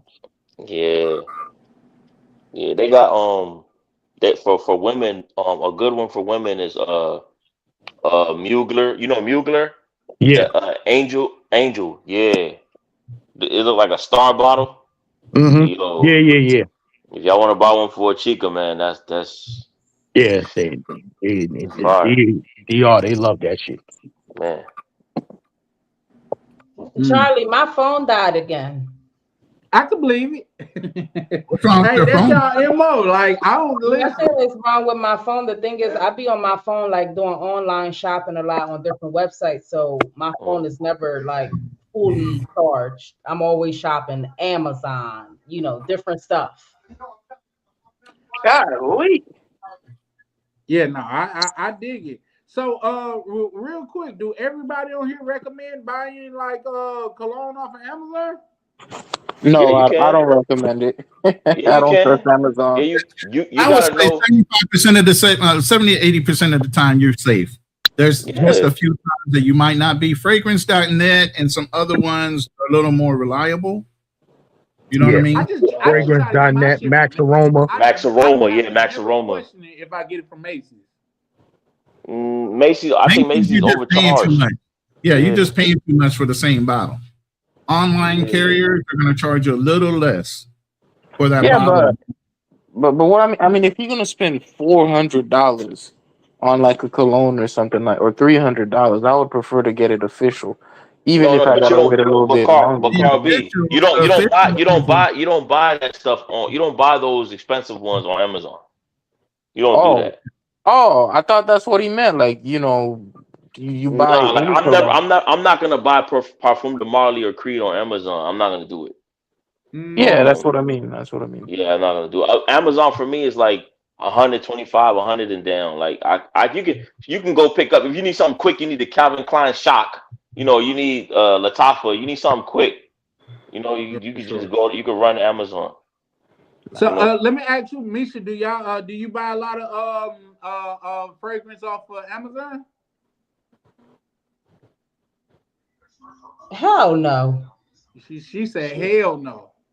I go into the store or I go to Saks.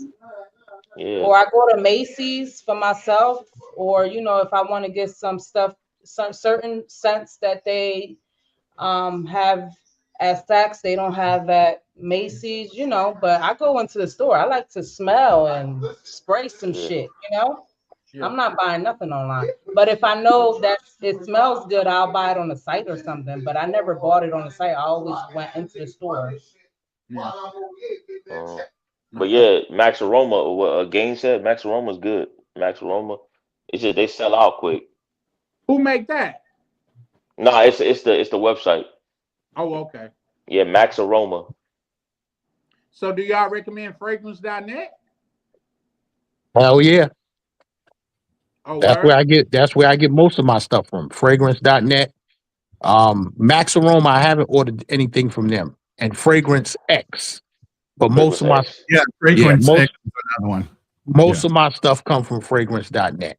Most of But it. here's the thing: once you start buying from them and you know that their stuff is reliable, you'll have a little bit better faith.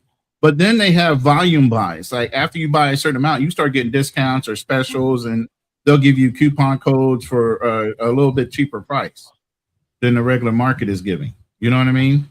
Yeah. So then it makes it worthwhile. Just like a department store, you get a local credit card, or you go in so many times and buy fragrances, they start cutting you deals. As a finance guy, unless you just doing it just because you want to gain favor with them, I highly don't recommend like store credit cards. Unless you're trying to just gain some favor with them, just because it's gonna take a hard pull to get it. Oh, I don't do department stores. I don't do department store credit cards. Yeah, no, exactly. That's exactly what I'm saying. Yeah, that's all them. All they're doing is they got a credit deal with whoever, a bank or whatever institution. They got a privatized card, and they're running up a percentage off of whatever you're charging on the card. Right. Chalupe say I used them last week, fragrance.net. Yeah, for sure. I see it a lot, but I be kind of like I'm like Prime. If you're gonna spend a lot, you might as well go to the source. What's going on with this cam? Y'all gotta recommend me something to buy here, because this I bought it off of Amazon. It's the Logi brand. Is that a good brand? I don't know nothing about this. Logitech or Logi? Logitech or Logi? It says Logi. Yeah, I think that's the off brand of Logitech. Yeah. But you know what I'm using? I don't know if you guys already have a GoPro or whatever. You can set your GoPro up as a fucking webcam at 4K. So that's what I use because I travel. I'm on my travel gear. You know, I'm not at a house or anything. Yeah. That's why I gotta hit you up, Ronan, because I need you to tell me how I connect this joint to my live. What do you got? What are you This hooked is up the with right now? Osmo Pocket. Pocket 3? Who? Pocket. You got the Osmo Pocket, or which one you The got? Osmo Pocket, yes, sir. Oh yeah, there's a webcam mode that you can put that in. You can either do through Bluetooth or you can directly connect it through your USB-C port. That way you have faster transmission and there's not a little bit of a lag on the Wi-Fi transmission for your video. Yeah.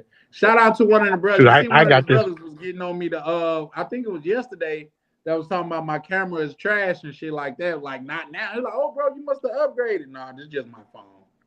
I got tired of niggas shitting on me about my goddamn regular computer camera.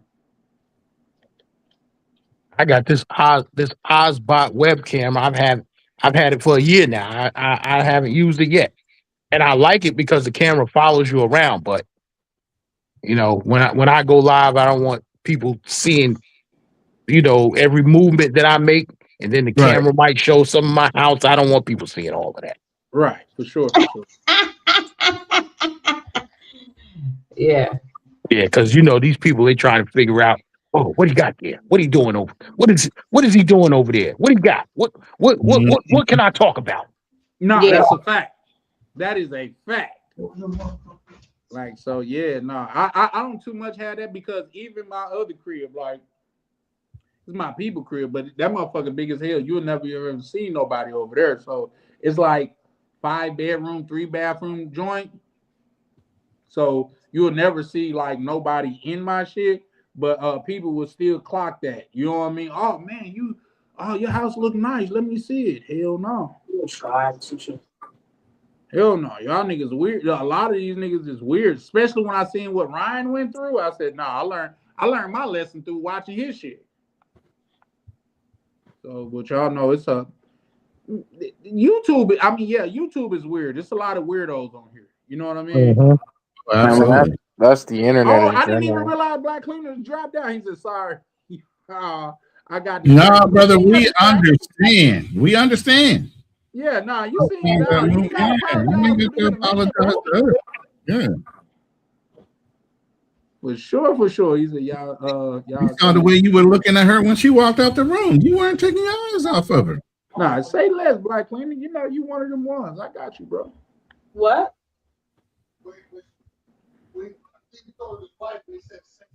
No, he was talking to me when he said, "Ooh, I'm sorry, y'all." Nah, you good. I think Black Cleaner back. He had, it's a rejuvenation period, man. Yeah, you gotta get out of that post, clarity. Yeah, for sure. Because like I said, a lot of times, man, once it's over, man, I'll be asking the chick, I don't know, like say we all got different backgrounds, but like say you riding and you smoking with your homeboy, this back in the day when we was younger. When the riding and smoking the session is over, you know how you end it, like what you about to do? Because nigga, that mean this is over. Where you going? Because I'm gonna drop you off and go home, bro. You know what I mean? So yeah, no, I feel you. He said, yep. Oh, my bad, Black Cleaner. I thought I hit the send button, but the link right there, brother. But real quick, man, just getting back on the subject. To start with Ronan and then KB. KB, shout out to KB. He a young brother that really gonna say what's on his mind. But far as the, and I want everybody to answer this just so we could get a different perspective on it. Like, do you look at travel as is it like are you trying to build or is it a distraction? Does traveling change you or does it distract you? I mean, I think it changes you. If you just travel for vacation, then I guess that's one thing. But if you're traveling to like learn new languages and cultures, maybe live overseas, it changes things, Motherfucker, I'm out here switching between 3 motherfucking languages, being like a motherfucking genius. I literally feel like, at least with traveling, that shit makes you smarter, like your brain, if that makes sense. Like, you can think better and you can handle like more complex things. Maybe it's just my theory anyway. I don't know how true it is, but I felt like maybe it's me getting older, but I felt like after I learned Spanish, like a lot of things just opened up to me, and I felt like my mind just worked a lot better. So yeah, Shout out to you for that. You was this man came back dressed different and everything, bro. In a I different clothes, yeah. I came with black cleaning right now. Hey, bro, Wardrobe change. and everything. I ain't mad at you, brother. At least you didn't come back in the same shit you took out the phone. Yeah, he in a different set of clothes. That's good. That means he took a shower or whatever. You know what I'm saying? Cleaned up a little bit. Ain't sitting there. Well, looking travel all does disheveled. change you and it does distract you. It does. Another thing too, Charlie. What it changes you is like you won't really look at the women here the same anymore. You know. No. Like, You better talk about it. Yeah, man. You know, I used to disagree with that. You know, I used to look at little. Yeah, y'all remember my cheeseburger story?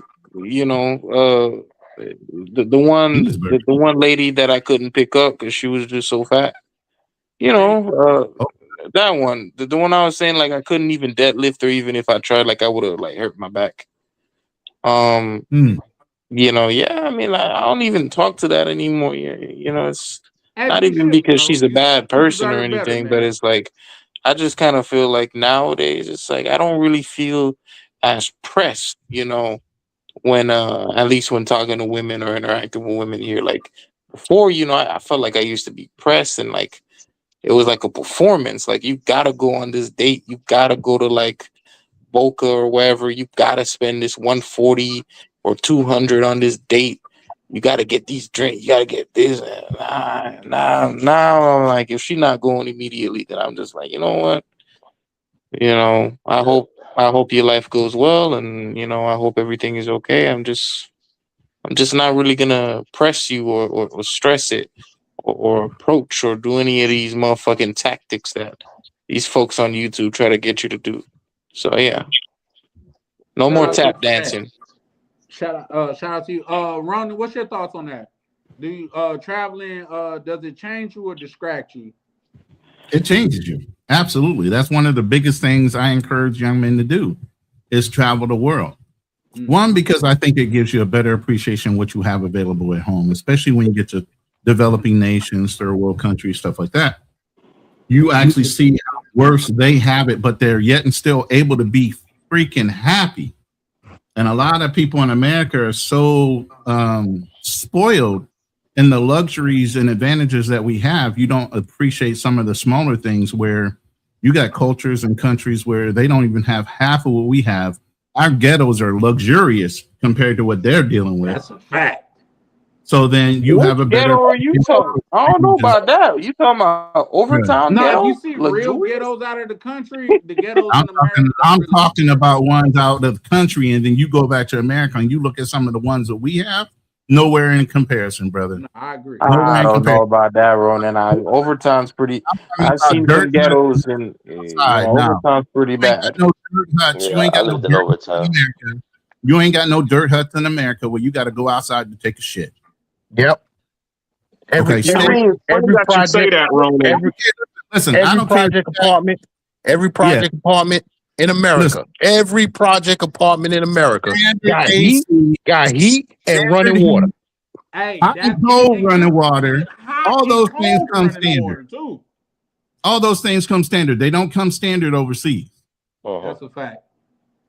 It's funny that you say that because there was they had a story about this rich man who wanted to show his son, you know, how the poor people live, and he took them out to the country where, you know, the poor people was living in say it again. The son came back with a different perspective. Like his father was trying to show him something, but he was like, they're actually better off than we are. They have family time. They love their animals and they spend time with themselves. And he saw all the positive things where the father was trying to say, see how bad they live. He was like, no, they actually live better than us. Thank you. That's the story I wanted to show. Yeah, exactly. And that's what you see when you start to go to these other countries, that, yeah, we do have a developed country, but a lot of times none of that matters if you got the family and the love and the care that, you know, is not there. Because, I mean, a lot of times, yeah, when you do get the money and the power, you lose the family and the love and the care. Yeah, because you're still trying to keep up with the Jetsons and the Johnsons and whoever else you're trying to compete with. You forget that the reason you're doing it is for the people in your home, not outside your home to impress them. Ooh, that's a bar there, Ronnie. That's a bar. That's real. Let me ask you, Misha, what's your thoughts? What was the question again? Does traveling change you or does it distract you? It changes my mindset. It makes me it changes my mindset. Like, it's a learning thing for me. I get to learn about the culture. As far as distraction, I say 50-50 because distraction happens with us too when we're spending too much money or when we out there and we got a clean mindset and we're like, oh, we want to move out here ASAP. You know, I feel like that's all a distraction from being on vacation. Yeah, so I say 50-50. So would you say, Blythe, say from what you're describing it's like a honeymoon phase, huh? No, not a honeymoon phase. But if you can expand on that, would like elaborate if you can. Wait, on which part? On the part whether you say like it can't change you, but it can be a distraction though. It could be a distraction because I feel like, you know, depending on where we at, we spend too much money. To me, when you spending too much, obviously it could be a distraction where you at, like the women. Yeah.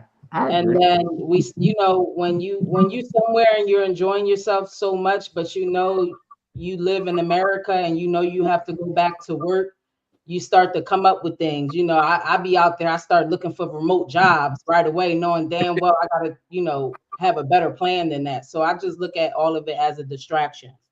Well, no, you know what, Misha, respectfully, let me give you some pushback on that because I would say it changes you because to achieve that life, you're thinking like, what can you change in your regular life to prolong the life that you got out there? Would you disagree with that? No, yeah, and no. I'm saying that because sometimes when we're on vacation, like when we're in Colombia, you know, I be too hyped about what's going on in Colombia and the fact that things are so cheap out there that I be like, you know, when I get back home, I got to get on my shit thinking that I'm going to make that move to Colombia or to the DR so fast. So to me, that's a distraction. Okay. Is that a distraction or is that just a goal that you have to set and it's not a distraction, but it actually gives you more focus? Hold on, let me say this. Maybe it gives you more focus toward achieving your goal more than a distraction. It's a distraction, but it's a goal, but the distraction happens when I feel like that the move is going to happen too soon, like fast, when it's going to take time because of the situation I have going on over here in America. So that's what I mean by a distraction. It makes you almost want to skip steps. Is that what you're saying? Exactly. Yeah, I can agree with that. Yeah, I could definitely agree with that. like Real quick. I'm sorry. Go ahead, Misha. My apologies. No. I was saying that I'd be too hyped about what's going on over there. Like, you know, the prices, the cost of living and all of that. When I be just trying to like you just said, skip straight over there when I gotta do baby steps. So let me ask you this. Would you say it's more of a culture shock almost? Say that again? Would you say it's more of a culture shock? Yeah. Yeah, I can agree with that. I'm wholeheartedly in agreement with that. Real quick, guys, let me welcome Mac Measy to the panel. Mac Measy, good brother, how you doing? Yo. Salute, brother. Salute to everybody on the panel, man. How y'all doing? Man, it's a blessing to have, man. Well, I'm gonna get All to right. you for sure, because I know you're gonna want to elaborate on that. Let me ask Big Games, what's your thought on that question, Big Games? Say that again. What's your thoughts on, does traveling change you or does it distract you? It changed me. It didn't distract me. Okay. You mind expanding on that? Because I can spend time longer overseas. My kids are doing everything straight now. So when, you know, before when I was just traveling, you know, it would be depressing coming back home, but you got to come home because, you know, you got to go to work, you got to raise your family and stuff like that. Oh, you preaching to the choir on that that one, the bro. family is raised, I can move different. I That's can a stay fact. for longer. You know, so that's what it did for me. It just changed. It just changed the way I move. That's a fact. Elegantly said, man. Appreciate you, big games. My brother Prime, what's your thoughts on that? Yeah, man. To be real, it changed me completely. It really changed my whole perspective of life. Like I used to want to get a new nice car. I used to want the James St. Patrick penthouse with the elevator. I used to want all these nice things. I used to be like, man, I can't wait till I can have the Tahoe. Can't wait till I have the nice apartment, house on the hill.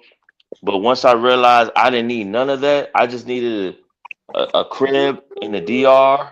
You know what I'm saying? By the Matacone, just living a simple life. I started looking at things completely differently, man. I'm like, damn, I don't even need all of that. Like You better say that, bro. I thought I needed all of that, bro. And I was just like, damn, you know, I don't have to be James St. Patrick that owns truth. I can go to, you know what I'm saying? I can go to the DR and still live a good life and still have things I want, but like live modestly, you know what I'm saying? That's So like it changed my whole outlook. Like, oh, I want to be a billionaire, I want to do all that. Now I just want to be, I mean, I definitely want to be in the millions, but I want to be comfortable in the, you know, DR or one of these countries where I could sit back and just chill. So I think it changed my goals. So now everything in life that I do is based off of me living in the DR. So it's like, oh no, I can't work here. That don't align with that. Or I can't invest in this. That don't align with that. It's kind of it kind of changed everything for me. And Hey, you want to you know what's quiet crazy? on that one, bro. In certain parts of Colombia, I can live that James St. Patrick lifestyle. Oh yeah, there you go. Yeah, for sure, Yeah. for sure. I just didn't want to Black do it Queen, you here. want to chime in on that? I'm sure you said something earlier, but this your time on the stage and stuff. Well, shameless Keep plug, it in but it's mind, we basic. just seen you, goddamn it, leave scene and come back completely dressed different now. Let's keep that in mind, brother. Well, as Prime was just saying, it does change you, okay? Because, and I'm gonna put it in the sense because I actually put it on the back of my book. When I was in the States, I was along with my girl and I wanted power. Okay, this was the path to power right here on the back of the book. But then as soon as I traveled, just like everybody else, and they saw what was going on in life outside of the country, now all of a sudden I didn't want the power anymore. I wanted the freedom. And then this here right here is the path to freedom. But it also created that rift between everybody else who was trying to chase the power. Because now, you know, you're over there, as you said, it's the same thing that happened in power with James St. Patrick's. Once he ran into Angela Valdez, he didn't want that life anymore. He wanted the life of freedom. And, you know, his wife was all like, yo, nah, what you doing? You know, we supposed to be living like this. Nah, leave that alone. But and that's what happened. It created that rift. That's what travel does. It creates that mind-freeing experience to where you're like, I want more of this versus, you know, trying to get that. And then you said it best, Charlie Chan, when you said, when you try to choose security or you try to choose power, you get neither. And that's what happens. When you choose freedom, you get them both. Just like what Gaines said. He said, okay, yeah, if you choose the path to freedom and go to Colombia where the cost of living is cheaper, now guess what? You can live the James St. Patrick life in the free zone. So, and that's what I got from there. But also too, it can distract you because now what we was talking about earlier in terms of, you know, people coming over here and they get comfortable because now they're able to afford to be able to live free. And now instead of saying, okay, well, how about we build and do something, they're too distracted in the freedom and the comfortability of it that they don't want to now, you know, lock in. Because when you lock in, then because everything changes, you know what I'm saying? Even here overseas, things is going to start to creep up as more people come in more and as it gets more developed. So if you over here like, yo, it's all good now, we out the hood now, and then all of a sudden you get comfortable and little by little, you're going to start to see the things that was going on in America is going to start to go on in your country. in that country that you're in. So that's why you have to lock into that country and develop yourself and get those businesses and become a part of the infrastructure, because eventually it'll be back to where you're now trapped in that country and you're not able to get out. So it does both. Yeah. Now I agree with that. And just to reiterate what Misha said, because I feel that like more it makes you want to skip steps. I want to be Yeah, I feel like he explained this it is what I better. want to Yeah. do. You know what I mean? What'd you say, Misha? I'm sorry. I'm sorry if I said he elaborated better when I meant, you know, distraction. That's what I meant. Sometimes I'll be everywhere when I'm trying to explain. Yeah, no, I think you did a great job. Real quick, Mac Measy, what's your thoughts on that, good brother? What's up, brother? So, I think it depends if you're talking about vacationing or being an expat. Which one are we talking about? We're just talking about all encompassing. How would you like interpret that? Does it change you or does it distract you? It depends. Like if you got all your business in order and you need a break from the daily grind, then I think it's kind of regular. You know what I'm saying? It doesn't really change me. I just think vacation and traveling is just that. To some people, it's like a real eye-opening experience to get to new things and stuff like that. But I've been traveling since I was like 9 years old, so it's normal. So it doesn't change me. I find sometimes when I travel and I go to new places, even if it's a place I really like, I'll start wondering like, you know, what's going on back home. You know what I'm saying? So I think as long as your business is in order and you can travel comfortably, then do it. You should experience the world. But I don't think it's really like changing to the point of, oh wow, this is mind blowing and all of that. At least not for me, man. Well, yeah, and my only pushback for that in this respectful pushback, but you gotta admit, because you've been traveling since you was 9, you look at traveling different than a person Right. that's traveling later in their life. Would you not agree with that? Oh, absolutely. That's why I prefaced it with like I've been traveling for a long time, so it doesn't really change me because I've been doing it. But I could see like some brothers that I know that haven't been outside of the US or haven't been. Look, my brother, I have a half brother, right? And we're both from Brooklyn. I said, yo, meet me in Manhattan because we were estranged for like 20 years. He was like, oh, I don't go to Manhattan. I'm like, damn, this dude is so stuck in the hood that he can't meet his brother in Soho. You see what I'm Mm, saying? So for him, it would be life changing, but for me, I'm used to just going all being out of the country and then coming back and appreciating the country is normal for me. But I'm not everybody, and you know what I'm saying. So I would say that people should travel so that they can experience everything that the world has to offer, and it will change you. I agree. I agree. Just from my standpoint, I say in ways that it changed me.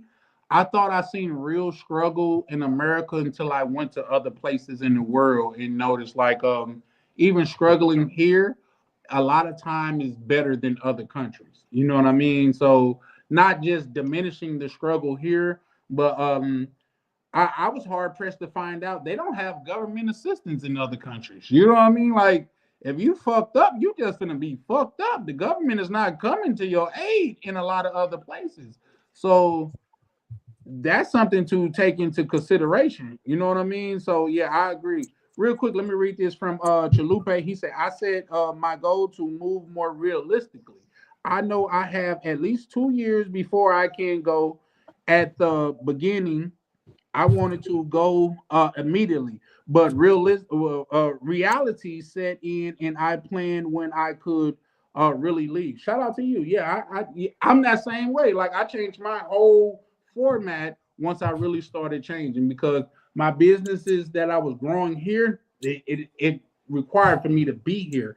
But after I started traveling, business that I started growing after that, I could do it anywhere in the world. So yeah, I agree with you wholeheartedly. Chalupe, shout out to my brother, Mr. Prep. He's a Chan. You got that free advertisement up too long. LOL. Which advertisement you talking about, bro? Like shit, hit me up.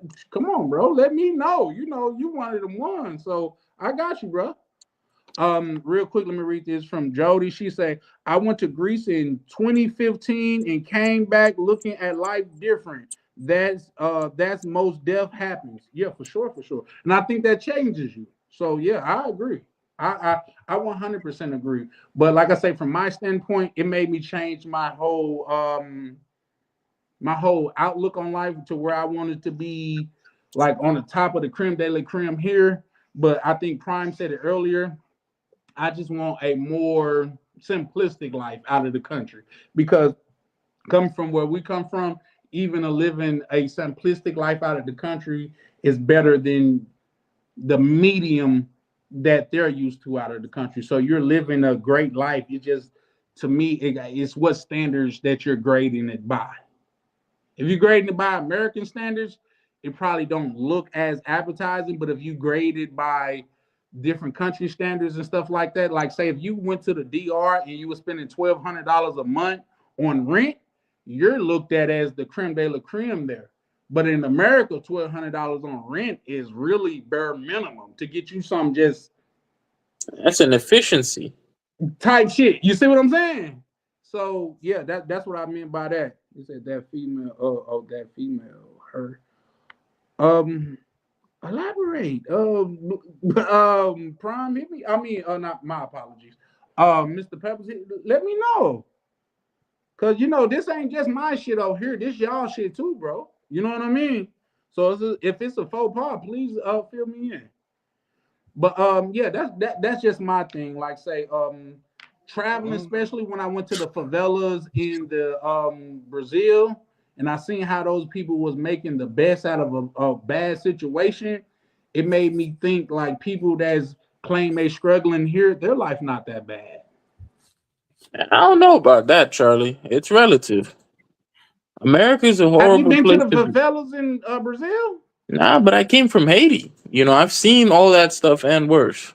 Um, Haiti is a motherfucker. I ain't gonna lie to you. yeah, I was there in Okay, 2020 and bro. I'm from there. You know, I've seen it all. And I would say, I mean, it's a difference when all your fucking neighbors are poor and you're poor too, and everybody's struggling together, versus you being the only person that struggles, and then you got to go to work in Boca Raton, and you just see Ferraris pulling out the motherfucking gate. You see goddamn $3,000 apartment, and then you go and you got to go work some job at a restaurant, and you can't even work. You can't even buy the food at the restaurant that you're serving at. So I get it. America is just a really terrible place to be poor.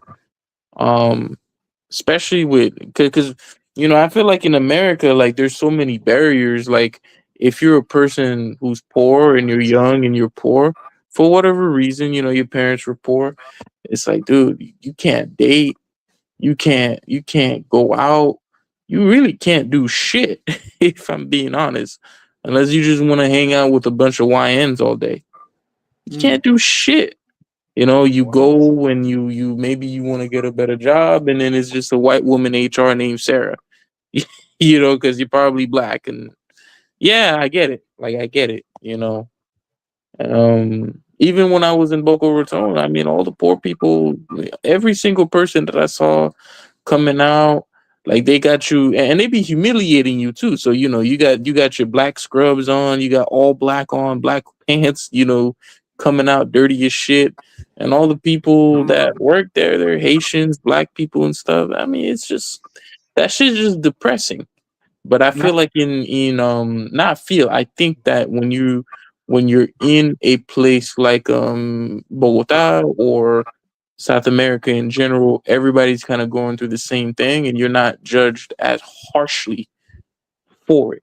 And there's still places that you can go, restaurants you can go to, that aren't going to charge you a bunch of money, and you can still kind of like get an apartment, get somewhere decent to stay. Not like here, where if you want to get a decent apartment, if you want to get an apartment for $1,200, you're gonna be living next to crackheads. So yeah. Agreed. Real quick, You agree with Prime said that? KB is right. My mom didn't know she was poor in Haiti in the 70s until she came to America. No, if you from the if you're around people that's poor, damn woman. Okay, well, if you're around people that's poor, it don't hit as hard. But when you're around people that's getting money and they're actually enjoying life opposed to surviving, it kind of changes your perspective. Oh But real yeah. quick, guys, let me welcome my good brother, Mr. Peppers, to the panel. What's up, Peppers? How you doing, brother? What's going on? What's going on? Super villain chilling. You want to elaborate on what you were saying, bro? Oh yeah, there was a comment that you had posted, a statement. I'm sorry, that you had posted for like 20 minutes of this female saying she will talk to you on the phone for money. So I was shit. let's keep that. That was like 25, 30 minutes ago. So I was like, let's keep that rolling. Shout out to you, Peppers, man. Shout out to the real ones. Here's the thing. I thought she was joking when she said that. Shout out to Jody because she did say I'm just kidding. But yeah, no, for sure. She never advertised her number or her Instagram, so that hit different. But yeah, no. Shout out to you, bro. If you see something I don't see, please fill me in. You know, yeah, she just put it in the what's name. I was kidding. Oh, so I go back to the wasn't. She said I was just kidding. But yeah, no, for sure, Peppers. Hey, that's why I fuck with the brotherhood, man. Because anywhere I'm slipping, even if it's not I could damn near, you know what I mean, like that. And the brother's going, "Oh, bro, you damn near slipped. Let me get you." You know what I mean? So shout out to my brothers. But Pepper, since I got you on the panel, bro, what's your thoughts on that though? Does travel change you or does it distract you? I can say for me personally, it definitely changed. I'll be back, guys. For sure. I can say for me, it definitely changed me because growing up, I thought we had it rough. You know what I'm saying? On television, you know what I mean. On television, you always see growing up in the '90s and the '80s, you'll see on television, the kids in Africa starving. You know what I'm saying? That's what they'll always show on television, right? And I knew I wasn't at that point, but I know I had, I thought I had it rough. But you can't really fathom how bad people outside your country have it until you actually go. You know what I mean? I remember the first time I went to the Dominican Republic, and I went on an ATV ride in Punta Cana, and they take you through all the huts, and pretty much like the I would say the less rich areas per se, the more poorer parts of the city.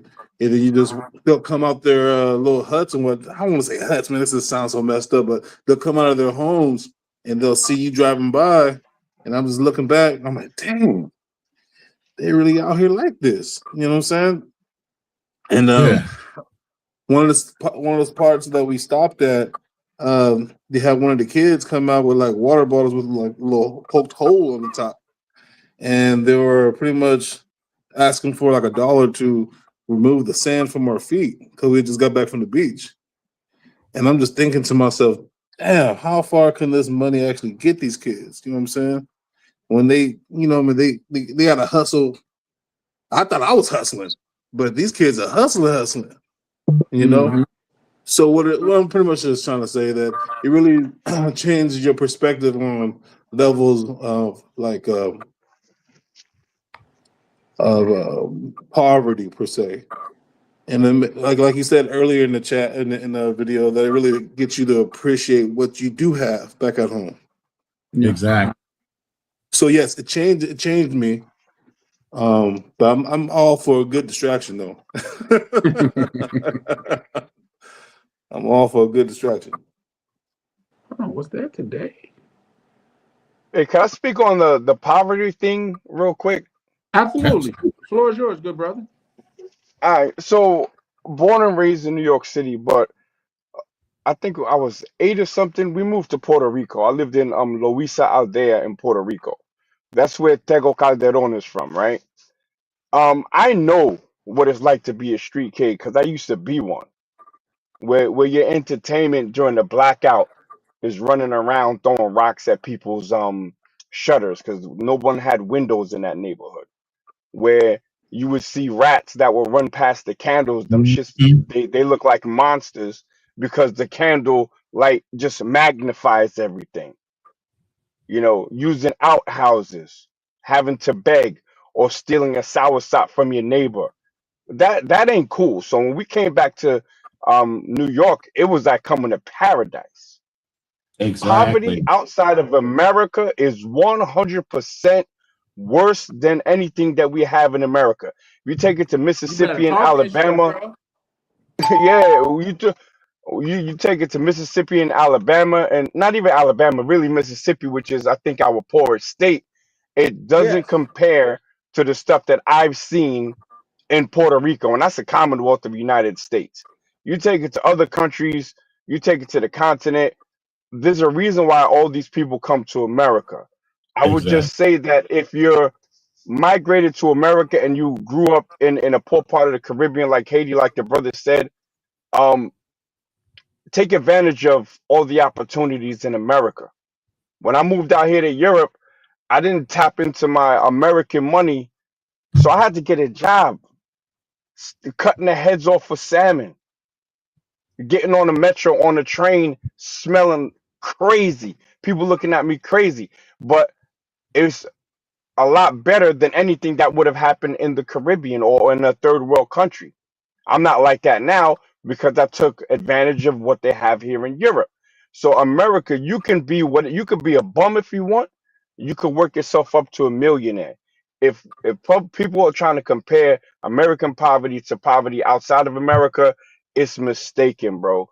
It's so mistaken, and I've been there. I would just say to the brother, please try to take advantage and don't let life beat you down in America. When people are driving them Ferraris, use that as motivation to get you one, bro. Nah, you cooking with Let that, me bro. ask you all a question though. Do y'all think that's a mindset though? Because like a person who has this, and I was talking about this on my live, the person who has the skill set, the tool set, and the mindset can write their own ticket anywhere. Like for example, he was talking about the huts and Keep cooking, when clean. I'm right here with you. I just gotta handle something real fast. okay, the person who was in the huts and he was saying, oh, they're living bad, right? But the person who has the skills to be able to build the hut, okay, is he impoverished? Because that person can go anywhere in the world and knows how to use, those raw materials in order to build a roof over his head. You see what I'm saying? Magnesi was just talking about being on the cutting, salmon heads off and stuff like that. But that's a skill set. You know what I'm saying?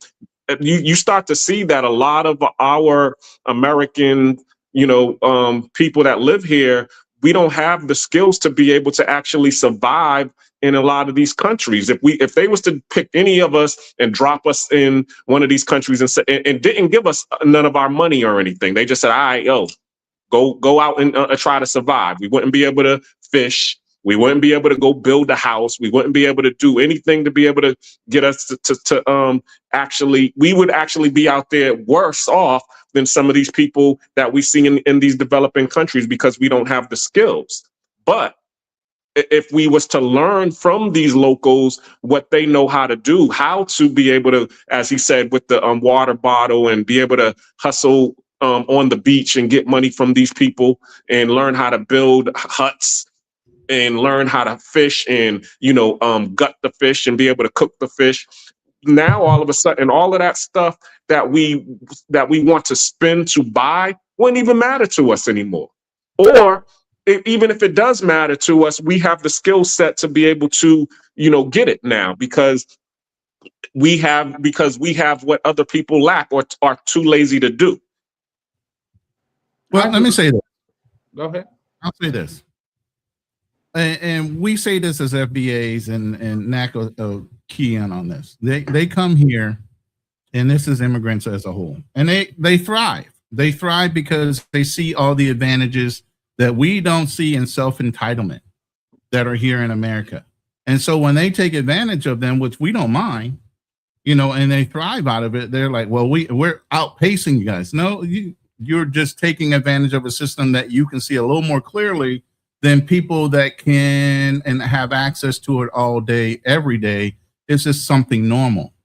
You know what I mean? We get to a point where we get blind to the advantages of being an American.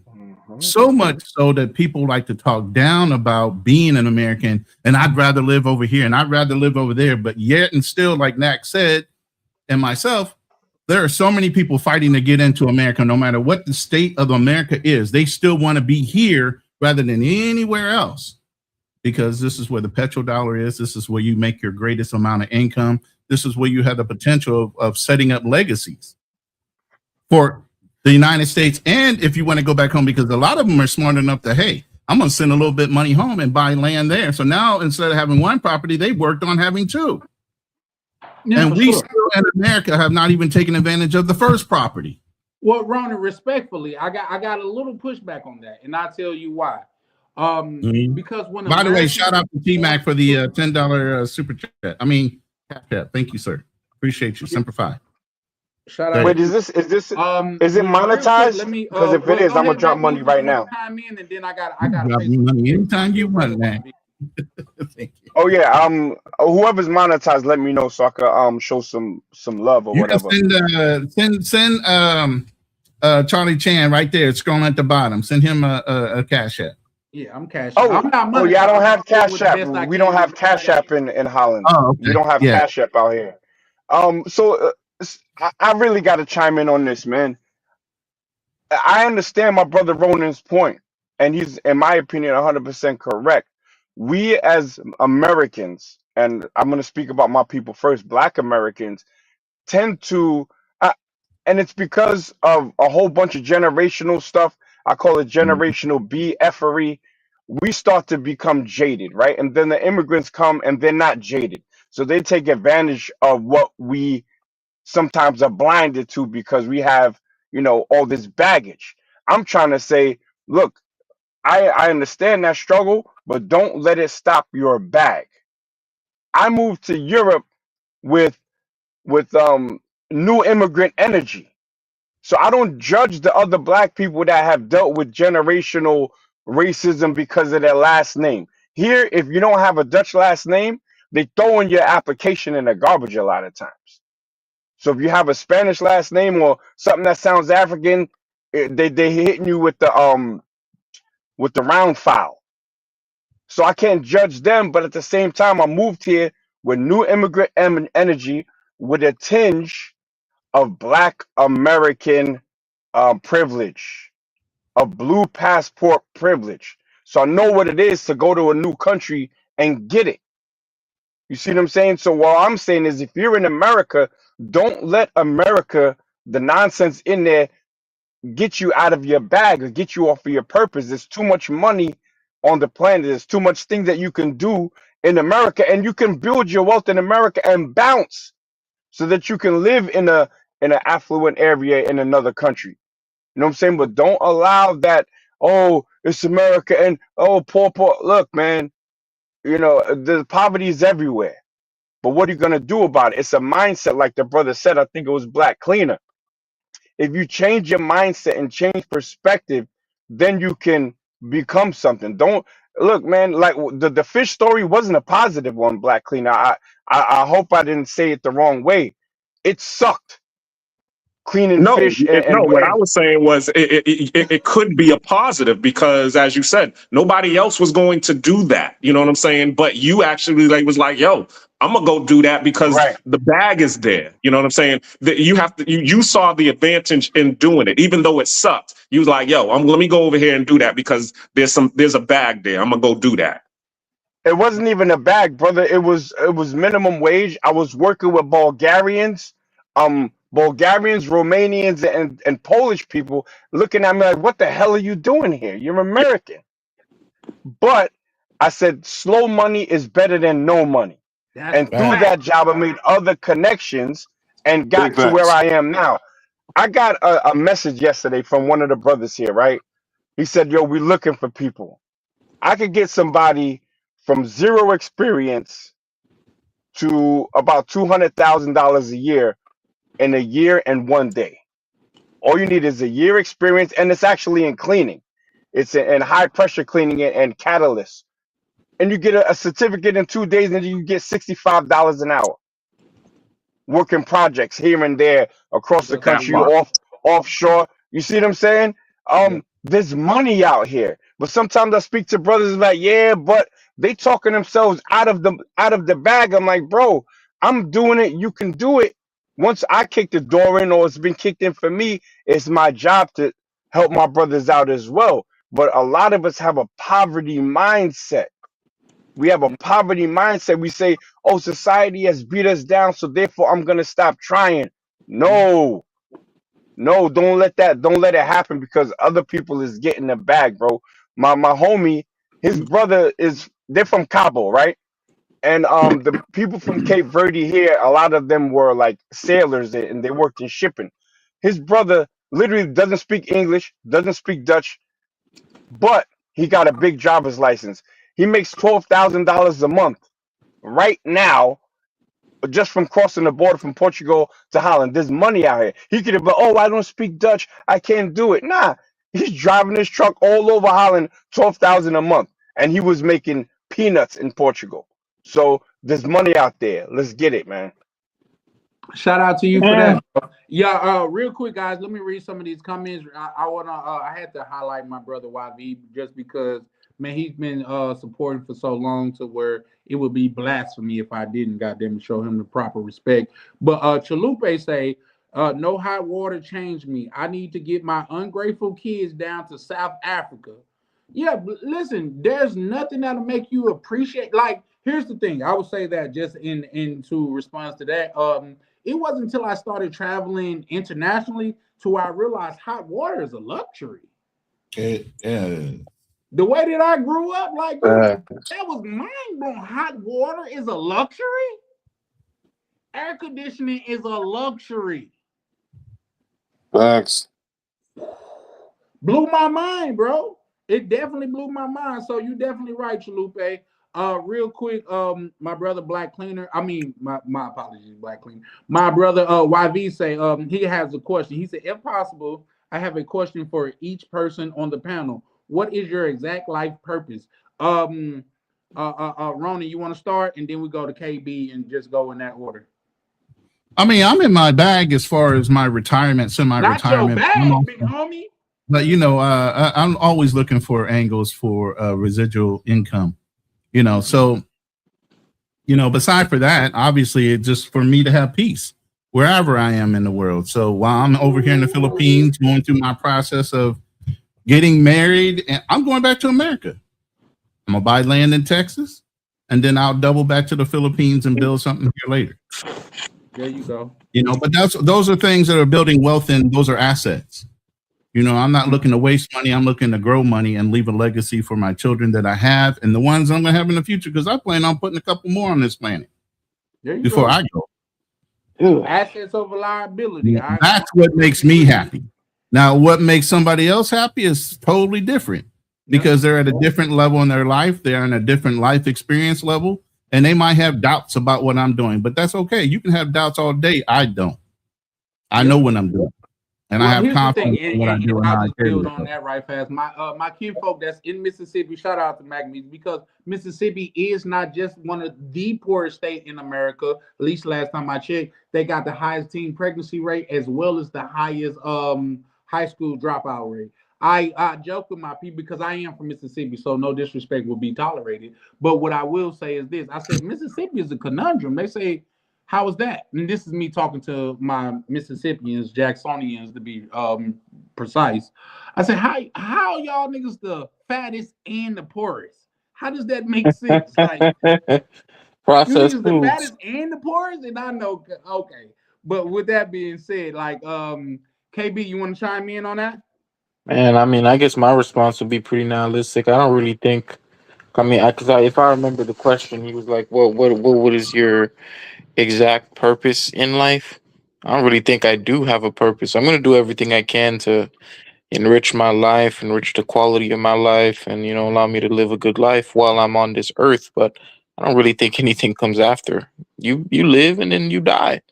That's all it really is. I know people like to add things to it, but pragmatically, you know, I thought a lot about this over the years. Pragmatically, I'm like, I mean, that's what it is, you know. You know, if you want to add something to it, then add something to it. But you live what you born alone, die alone. That's exactly how it is. You know, you know. Lonely existence you got going on over there. Man, that nigga need a role model. Hey, Uh, that nigga too young to be that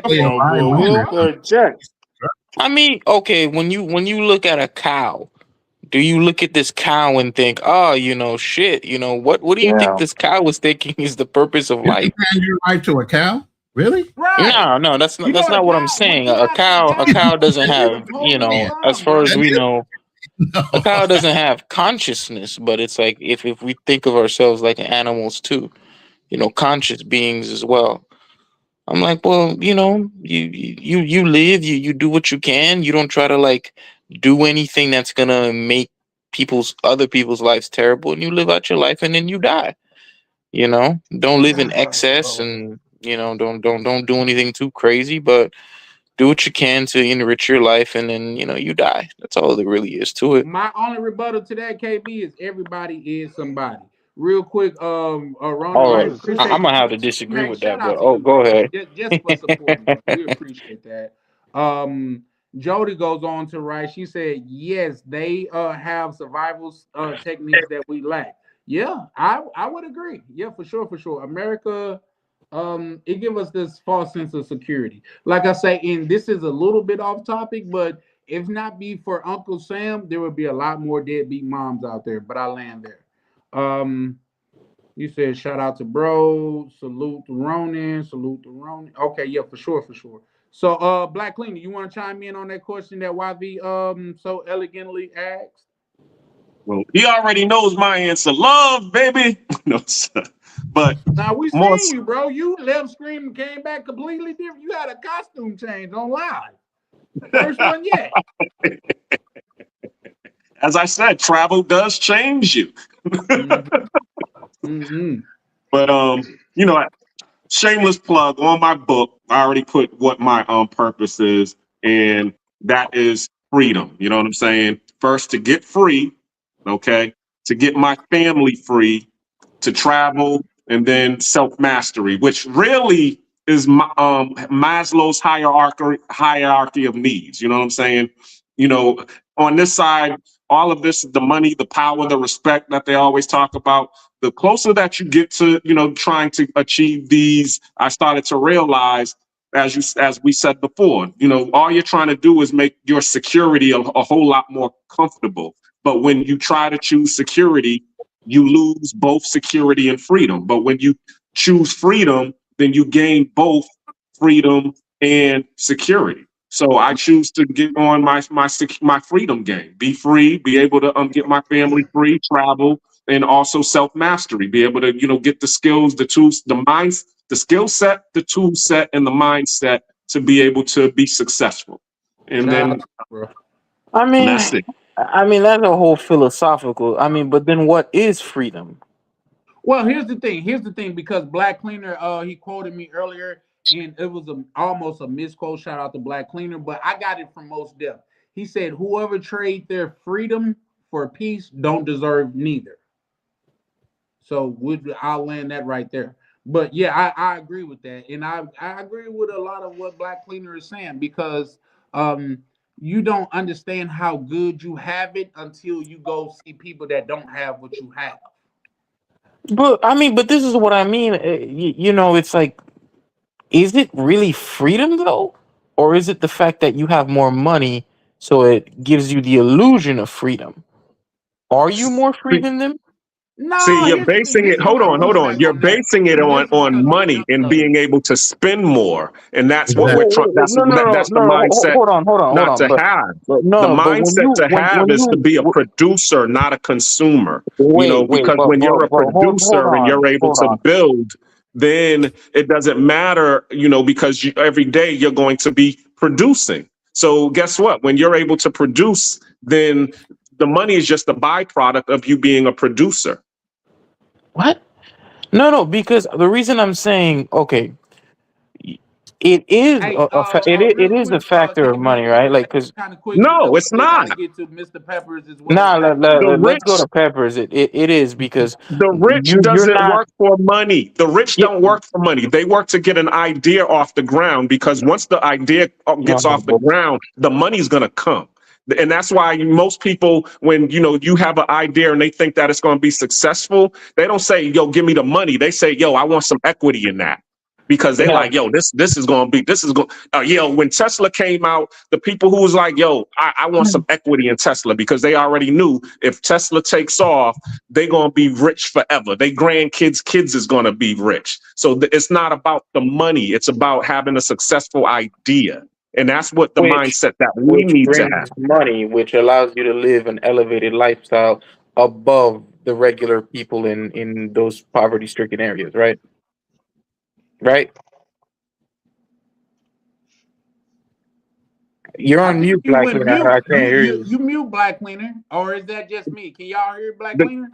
No. The key is to be Okay, there able you to go. produce that. If you can't produce that, then you're forever going to be stuck. The person who knows how to build a house will never be homeless. The person who knows how to grow his own food will never be hungry.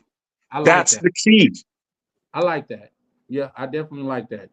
But Real here's the quick, thing I'm go sorry. ahead, Ronnie. But I keep just keep in want to mind we know, got to get KD, to what standard are you Mr. basing Peppers this and off of? Mac. Your personal happiness, or are you basing off of some idea of what society says that you should No, be happy after you make it?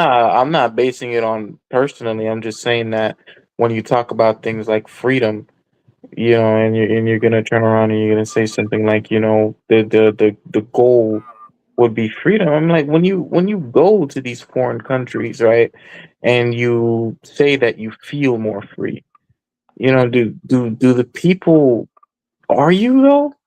Because it's like it's what you already have that allows you to be free. Because there are plenty of people there who are builders who have to work every day. And if they don't work, then they starve or they don't have anything. So it's like, what do we mean by freedom? I see, like, I understand the concept, but it's like I would say it's more of an illusion than anything else. If it makes you feel No, I'm better, it free, is, bro. but I don't know about freedom. I'm free. The Yeah, I'm freedom not talking that I about have like in my life, slavery, I'm quite sure, KB. What I would say, the freedom that I have in my life, I'm quite sure I couldn't have achieved it nowhere else. But I land there. If you want me to elaborate on it, I will after Peppers and MacMeasy chime in.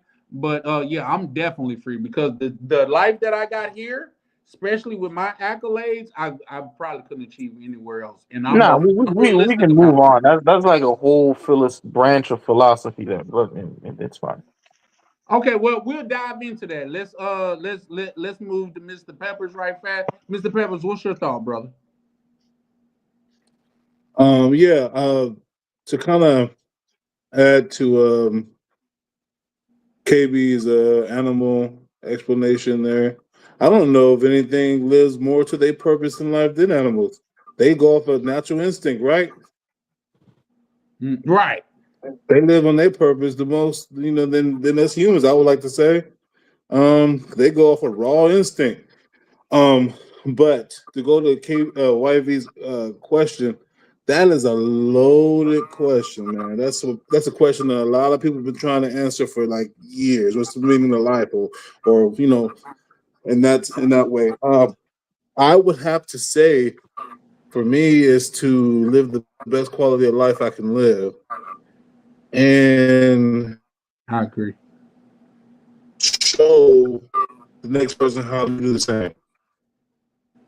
Because I always say, you can be as successful as possible, all you want. But if you can't tell the next man how to get there, what does your success really mean?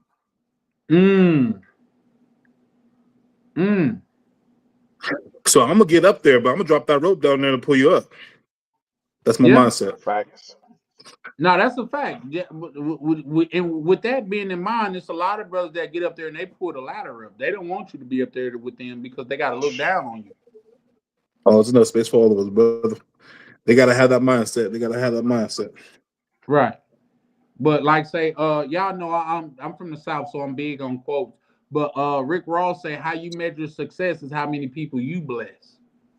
Right. You know what I mean? If you're the only one, if you're the only rich one in your crew, you done did something wrong, bro.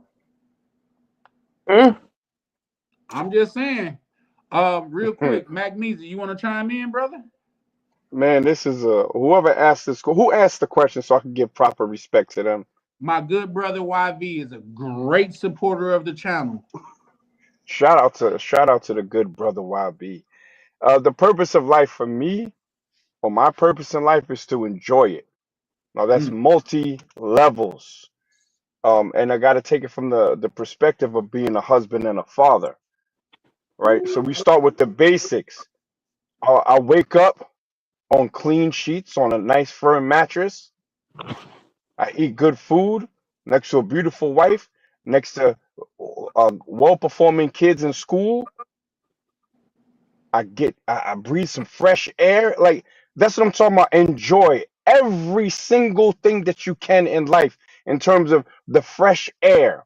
If it's raining, the smell of the grass that you get from fresh grass. Find something in life to enjoy because there's a lot to enjoy. So on a deeper level, my purpose is really to be the rock star or the movie star in the film that my children are going to see when I pass away. And if they watch that film, can they be proud of their father who's on the screen? My job as a father is to be an example of what kind of man my daughter should go for, is to be an example of what kind of man my son should be. And once we do that, and we get to a certain place in life, then the job is to what? Each one teach one, pull somebody up so that we can multiply this success.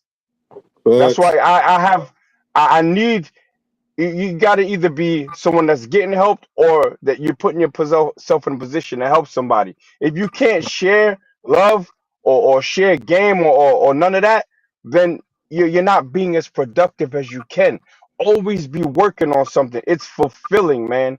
Because just having money and moving to another country it ain't gonna keep you happy for a long time. So to end it, the purpose of life, brother, is to be, is to enjoy it and contribute something well to society. If you're a father, make sure that you don't send no wild ass kids out there that's gonna be messing up your family name. They should have your family name because you should be practicing responsible mate selection, and you should be married, in my opinion. If you're not, it is what it is. Still be a great father and give something good to society. That's it.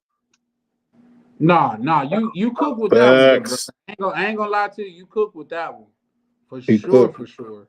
But I also think it's the way you perceive it too. Like, that's why I think travel changed you, because once you see, before I started traveling, guys, like, so don't judge me.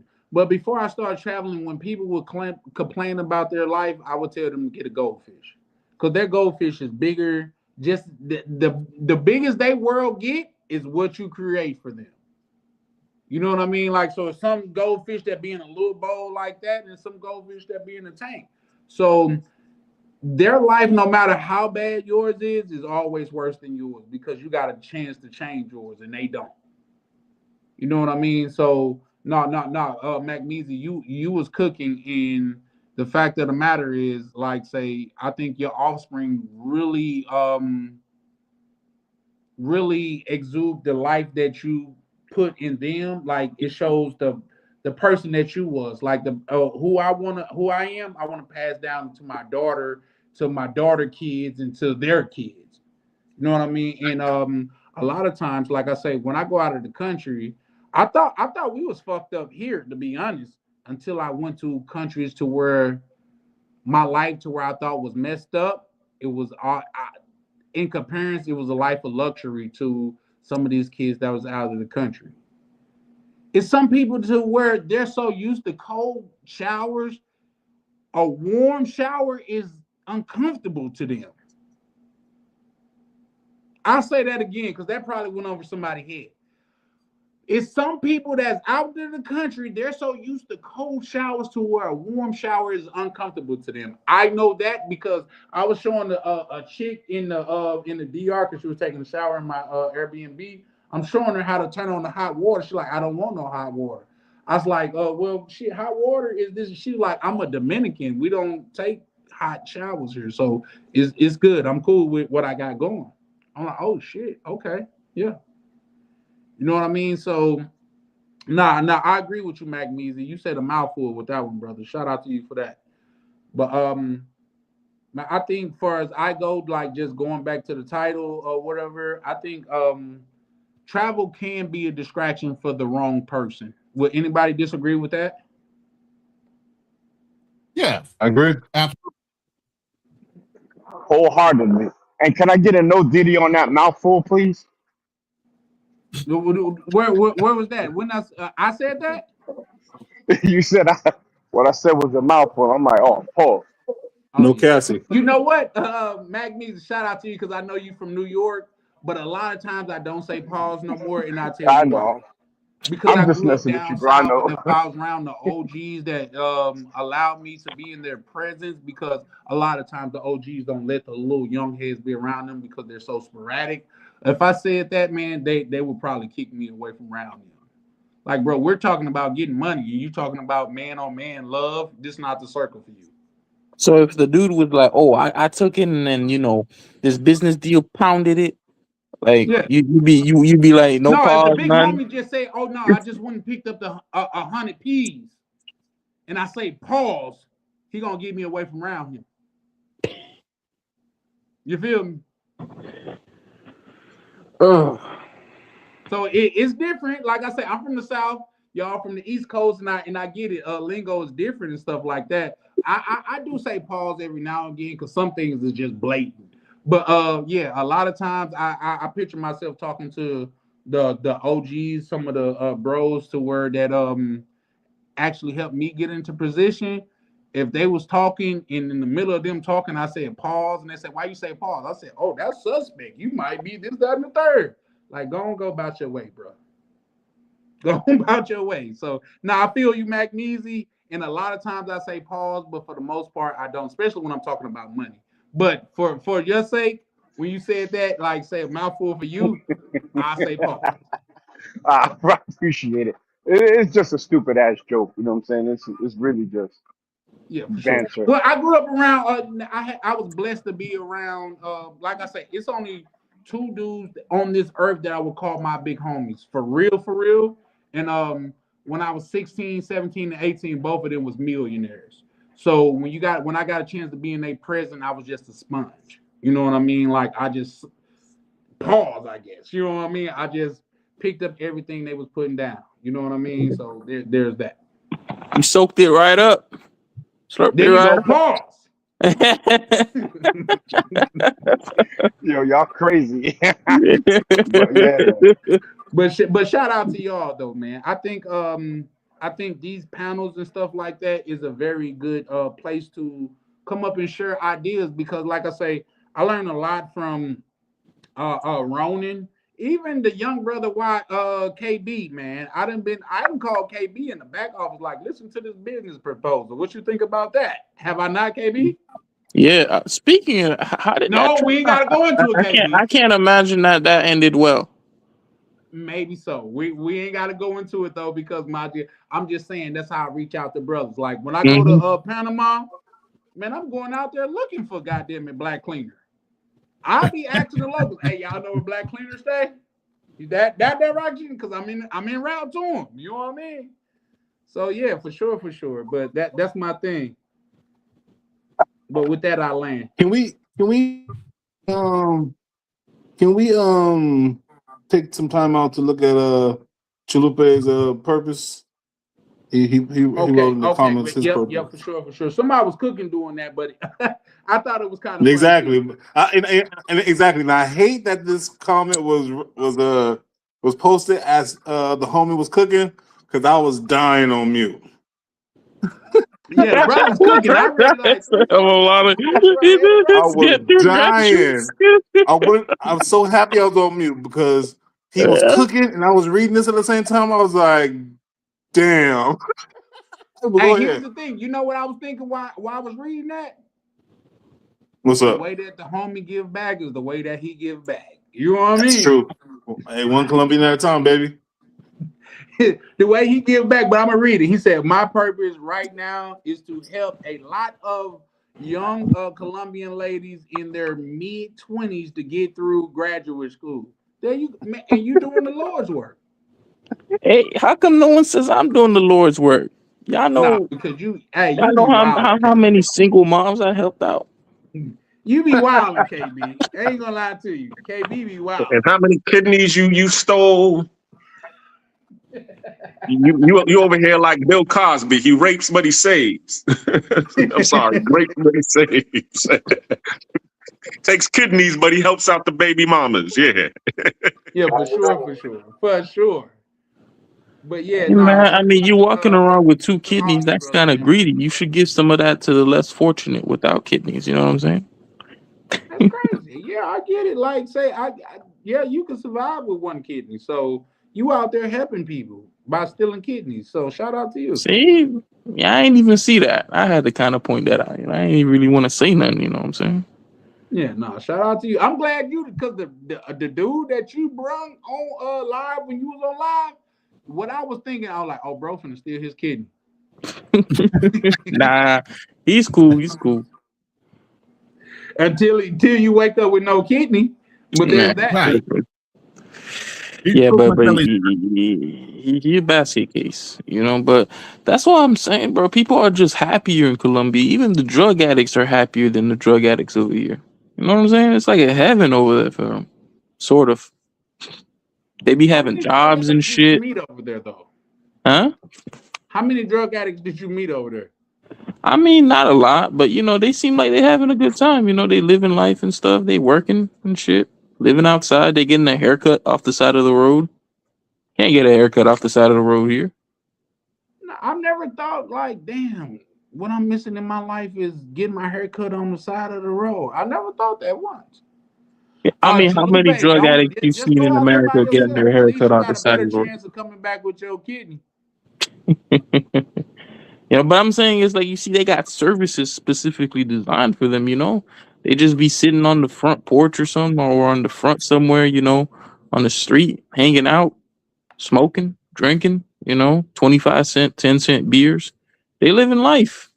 Well, what I will say about that is when I went to the DR, they had a liquor store to where people would just go in there, buy their liquor, and come out and sit down and drink it, bro. I never felt more at home.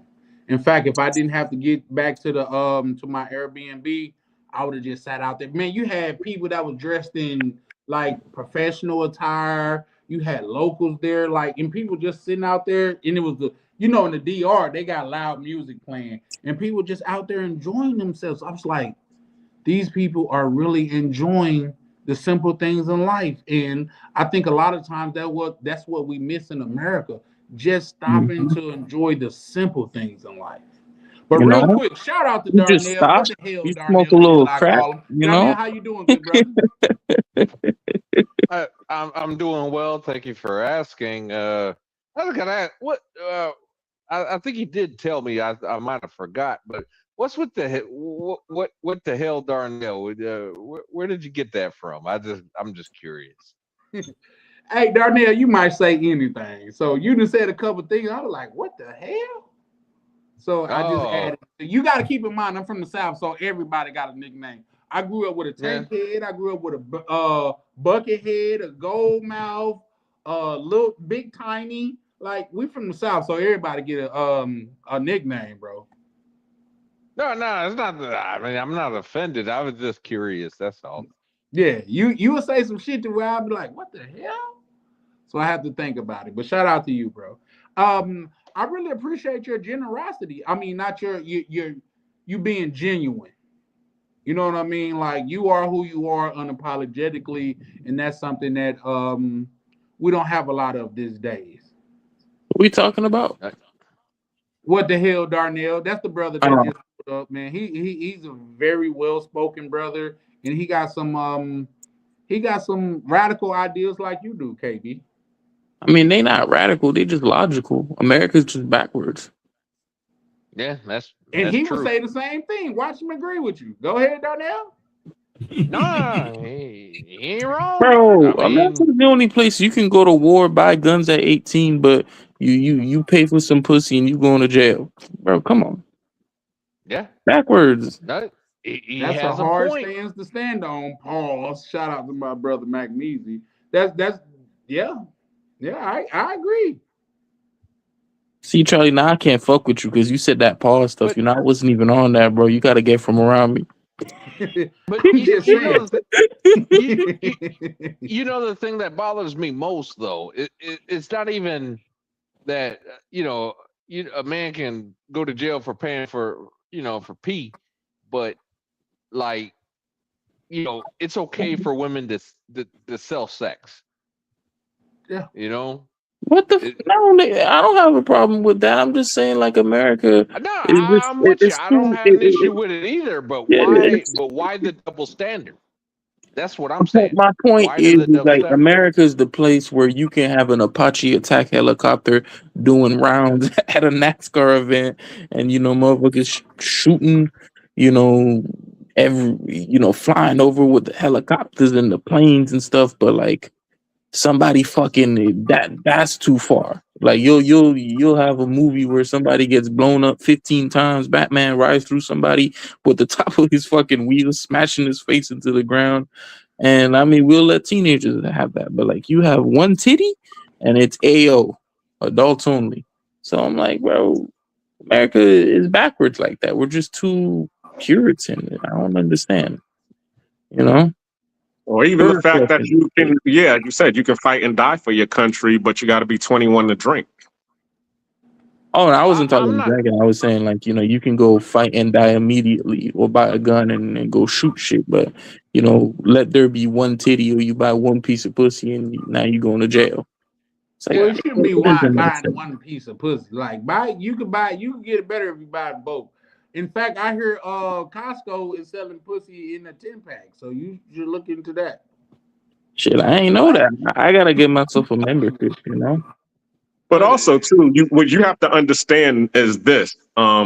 Anybody who ever read history of China and the Boxer Rebellion and the Opium Wars, the reason that they don't allow you to do some of those things that are allowed other places is because they want you to be able to be focused and disciplined. Like when the Chinese wanted to fight the British because of all of the opium that they brought into their country, the British was able to win. Why? Because none of their soldiers was high on opium, where the majority of the Chinese soldiers was high on opium.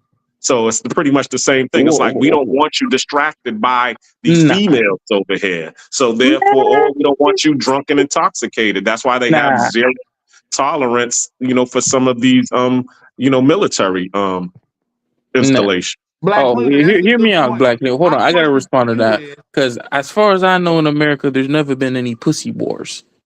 Where bro, there have been pussy wars. Nah, you too young to even speak on that, bro. Apparently, you ain't listened to that Drake album. Throughout history, what are you talking about? You get what I'm saying, man. Like China was unique in that.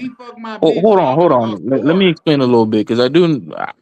Ironically, I do know quite a bit of history, more than I should. But the reason why in many parts of Asia it's illegal is because it wasn't just China at the time. Opium was like a luxury that was smoked by the higher upper echelons. And when the British introduced cheap opium into China, many people within the middle sector and lower sector, they started buying opium to get high. At that point, Britain as well already had a superior navy as well. So they were able to defeat China in not one, but two opium wars, where huge swaths of the population were addicted. So that's why they have such hard drug laws, where there's a reason for it, where, at that point, it was literally called a century of humiliation for China, where they were humiliated and partitioned off to different European powers. But that's why they have death penalties in all of Asia for drug use. And people who sell drugs and deal drugs. But I mean, just some pussy. I mean, shit. Where's the pussy wars? You know, fucking, oh, you know, you fuck my bitch, now I gotta kill you. I mean, man, come They on. can't make it about that. The War of Troy was about pussy. Wasn't that the dude like his wife cucked him or something, or She ran fled? off with the dude from that wasn't Sparta, was it? That was Sparta. Troy and Sparta, right? Yeah, Helen of Troy.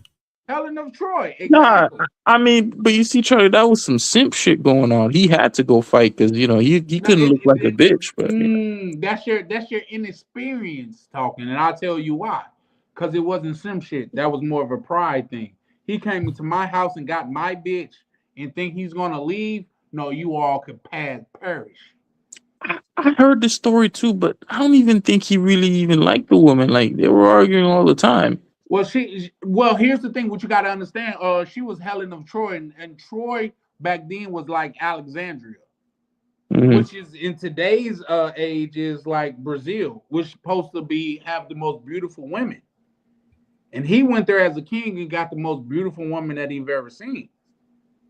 You see what I'm saying? So when you got this young whippersnapper pull up and he run off with your bitch, guess what?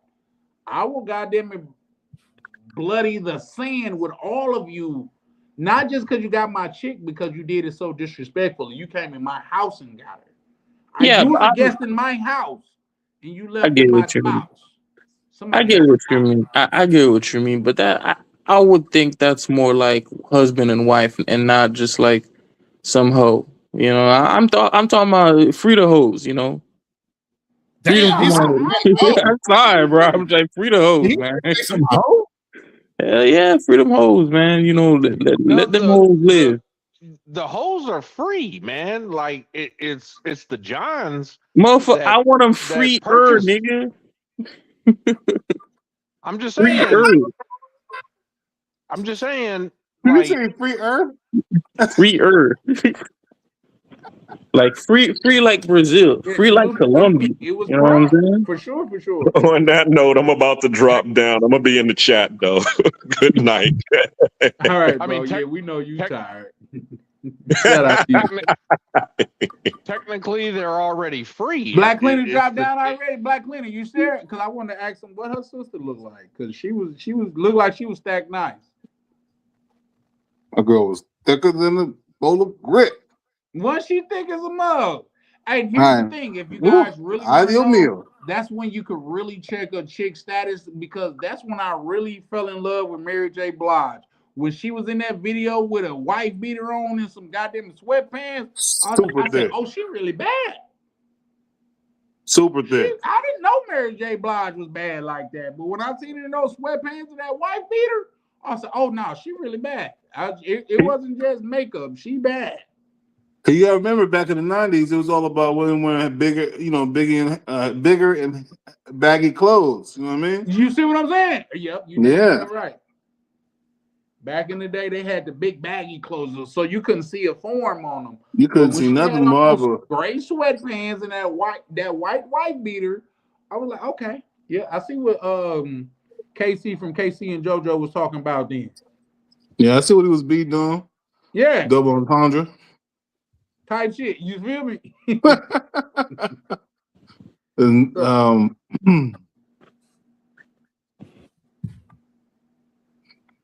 but that, hey, and just to bring it back full circle, no, Black Cleaner got him one. What I was gonna ask him is, she like an X-Pac or she's a Panamanian? What y'all think? What's your guess?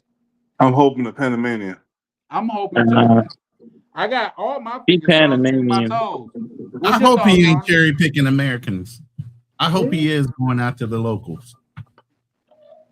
I think he a local kind of cat though, so it gotta be a local. It would be crazy work if you want to go date an American while you're overseas, because you already know they're homesick. Yeah. They homesick. That's why I call them cherry picking, because you know they homesick. So you either getting something that's not necessarily serious. She just wants to, hit it and quit it because you remind her of home versus it being something real. Oh, right. I don't mess with chicks like that overseas. Nah, I ain't going nowhere to remind me of home. I'm promised. And the worst part is they be looking at you like, home, Ronnie. Like, bro, you know what one of these ladies will do to me, bro? You know, You over here with your attitude and shit. Nah. He chimed in. Shout out to my good brother Black Cleaner from the Black Cleaner. He go live every Monday. He took Monday from me because I was pulling up on Monday, but because he a part of this thing of ours, man, I step aside respectfully. You know what I mean? Oh, she's Colombian. Okay. Yeah, she's Colombian. I could tell. All right now. Yeah, because she was carrying the well. Shout out to you, man. Like, yeah. Black Cleaner out. He finna make me pull up to the Panama. KB, have you been to Panama? Somebody at work, ain't it? They got that work phone ringing. They got that work phone. Right. That's Peppers. That's Pepper. Oh, Peppers. Shout out to my brother Peppers, the #1 hustler. Shout out to him. I think I'm about to be screwed here. He got that principal phone in the background. That old school. Right. Shout out to my brother Peppers. He said she from Colombia, though. Shout out to you, man. I hear there's a lot of Colombians and Venezuelans in Panama, though. What y'all think about Panama? Well, they go over from Colombia to Panama to make that American dollar, then they take it back. I heard that too. Yep. Mm-hmm. Shout out to my brother, man. Kicking shit on here. Real quick. But what I was gonna say. But yeah, no, but what the hell, Darnell? How you doing, good brother? Yeah, I think I'm about to get screwed here. I'm just I'm Life will watching do the it. mark. Huh? I said life will do it to you. Yeah, well, it ain't the life. It's and these I'm looking at these charts right now, and yeah, that don't look good for poor Darnell right now. Are you when you say charts, are you talking about stock market charts? Yeah. Are you playing a short? Yep. What would happen if you hold on how to it? long you put your short out? Yeah, what would happen instead of taking it as a short? Just go ahead and push it out. That's what I was Yeah, gonna say, but I might I have to believe do my that. personal opinion, and Ronnie, you could chime in on this, and especially KB, because you know he a young dude that know everything. I think this is a bull trap right now because the stock market is not reflecting what's going on in the actual economy.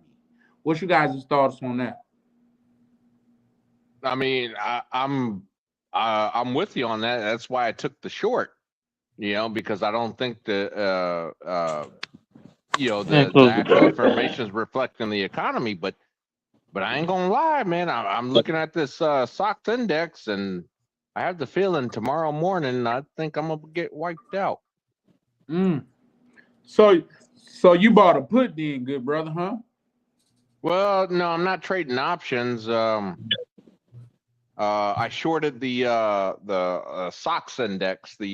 Holy shit, that fucking candle came out of nowhere.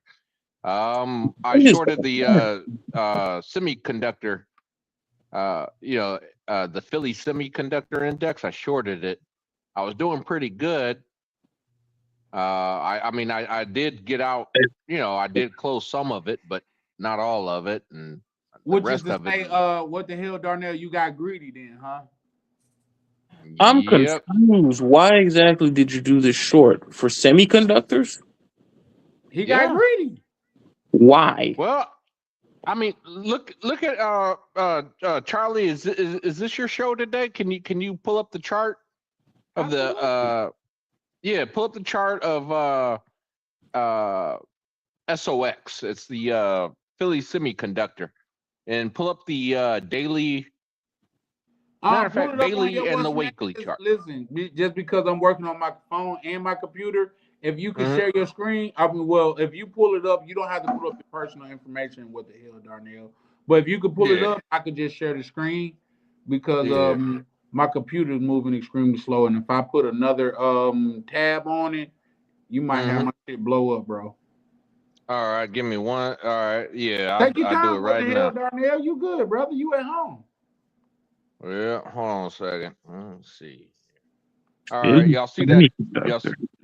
Y'all see that chart right there? No, you gotta give me time to put. Oh, okay. 1 second. I got you. What the hell done here? Let's see. Solo layout. There you go. Yeah. Yeah, so right there, this blue line here where my mouse cursor is, that's the 20 period moving average. We did bounce off of it. I mean, I knew that was going to happen, but I wasn't expecting us to get back to all-time highs. Let me pull up the weekly. This is why to answer KB's question. So what is that? Is that the daily? Yeah, that was the daily chart. So now I got the weekly chart up. Look at this weekly chart. Okay. We're way the hell up here. This is the 20 period EMA. This yellow line is the 50, and this red line is the 200. Right, but I'm asking, what was the rationale behind this investment? Basically, the situation in the in the Gulf, with oil, we got a bad print in inflation. We're almost at 4%, and I think it was 3.8% on inflation. The American consumer, or so I thought, was basically tapped out. What? And then, Stop. This is a semiconductor company, right? Or is this a semiconductor index?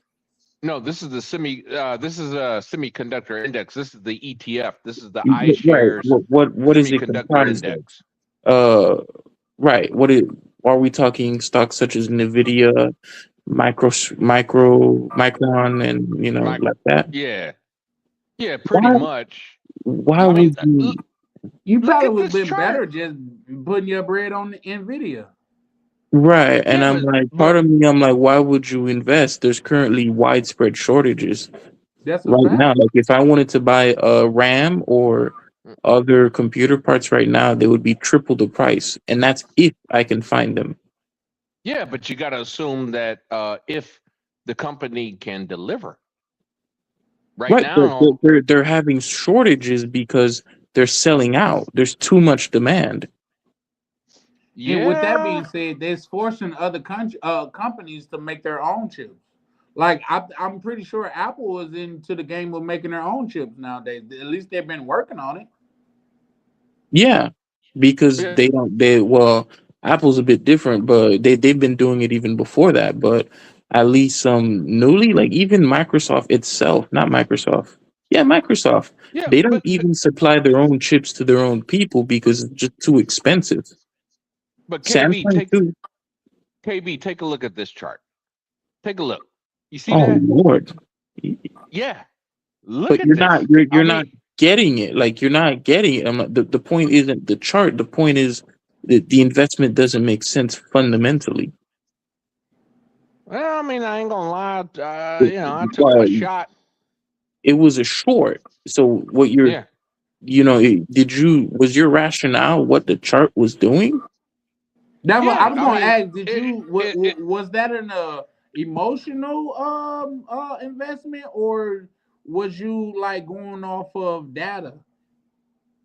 A bit of both. So basically, as you can see on this weekly, this is the weekly, right? We're way the hell up here. The nearest support line. I mean, this is insane. This is like tech bubble, 1999. This is insane. What? Okay. Look, No, look at these candles. it's not though. It's not, because the tech bubble, it happened because many of those companies were unprofitable. Nvidia, AMD, and companies like that are extremely profitable. So the profits and revenues are there. So I mean, I'm not denying profitability. I'm not denying that. But when you say the bubble, that's what it means, that the company isn't profitable and that the value doesn't match what's not necessarily. I mean, not necessarily. Well, like we've had bubbles. I mean, throughout history, right? And the first one that I can think of in American history was the railroad bubble. Well, there was bubbles before that, but the railroad bubble. I'm gonna start with the railroad bubble. Those companies were profitable. It's just the problem is that the problem is that too many people had too much invested. You know, they overpaid per Well, share. that's what I said. I said it's not a lack of profits. You're arguing or lack of revenues. It's that what people are paying in exchange for those revenues is over the actual value. So But yes, and that's what I is believe. your argument that people are overpaying for those stocks or those group of stocks? Absolutely. I mean, like just look up Palantir, for example. Palantir isn't a semiconductor company. No, they're not. But the thing is since we were talking about overpaying, that's why I brought up Palantir. People they're overestimating their growth.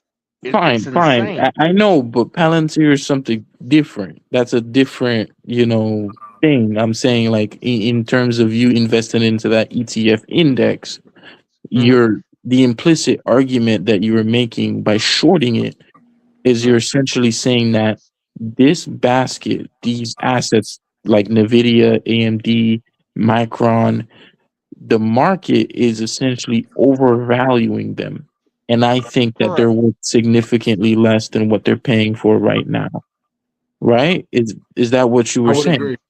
So you're saying that that these semiconductor stocks they're undervalued? That's what you're saying? No. I'm saying when you made that trade to short the index, right? That's what you're arguing because you're shorting it. Is the concept clicking? Absolutely, yes. I shorted it, and so that is your argument. Yeah, I mean, I was doing pretty good. Unfortunately, today was a pretty bad day, and then now the after hours market. I ain't gonna lie. I'm looking at these charts. I ain't gonna lie. I'm a little scared, man. You know. And then what made you come to that conclusion? Like, did you have some data or financial statements that made you come to that conclusion that they were overpriced? Well, basically, the data is right now. I'll be honest with you. Inflation is through the roof. That typically eats profits. Oil. No, it doesn't. They just raised the prices. It does. No, they just raised the prices. Inflation actually tends to increase profits, not the other way around. But then you end up with demand destruction. Once a price gets too high, people can't afford your product anymore. They can't buy it. That's when they go to the market. That's not even true for semiconductors. Nvidia's top of the line semiconductors are worth $6,000 each. Price was never really the issue. It's demand. There's too little. Are you saying there's not enough demand for Nvidia? No, I'm saying there's the opposite. I'm saying there's too much demand where, so what if there's 4% inflation? These are $5,000 graphics cards. These aren't mid-tier graphics cards. But if Nvidia can't keep up, like ASML, for example, ASML is in Europe, right? They can't keep up with demand. They're losing out on profits. The same thing happened with what was that Danish company with the GLP-1 drug? The same thing happened to them. They couldn't keep up with demand. Their stock began to plummet. It's not. They can't keep up with demand because demand has exploded and expanded. It's not so much a production issue. Yeah, they may not be making as much profit as they could potentially make, but the products sell out almost immediately. And they've been selling more than they've ever been ever. So I don't understand. I don't understand why would you do something like that? Well, basically, it's just the laws of gravity. Like when I had the chart up, right? I mean, you guys saw that weekly chart. I mean, it's defying gravity, laws of gravity. What goes up must come back down. But what makes you think that? I mean, look at It's Microsoft, Newton's laws of Apple. physics. But Newton law The wasn't laws of talking about the physics stock doesn't market. apply to the stock market. Yeah, he was talking about the stock market, bro. He was talking He might about not have- objects and gravity. Right, but the Laws stock of market does nature. the same exact. It does the same exact thing.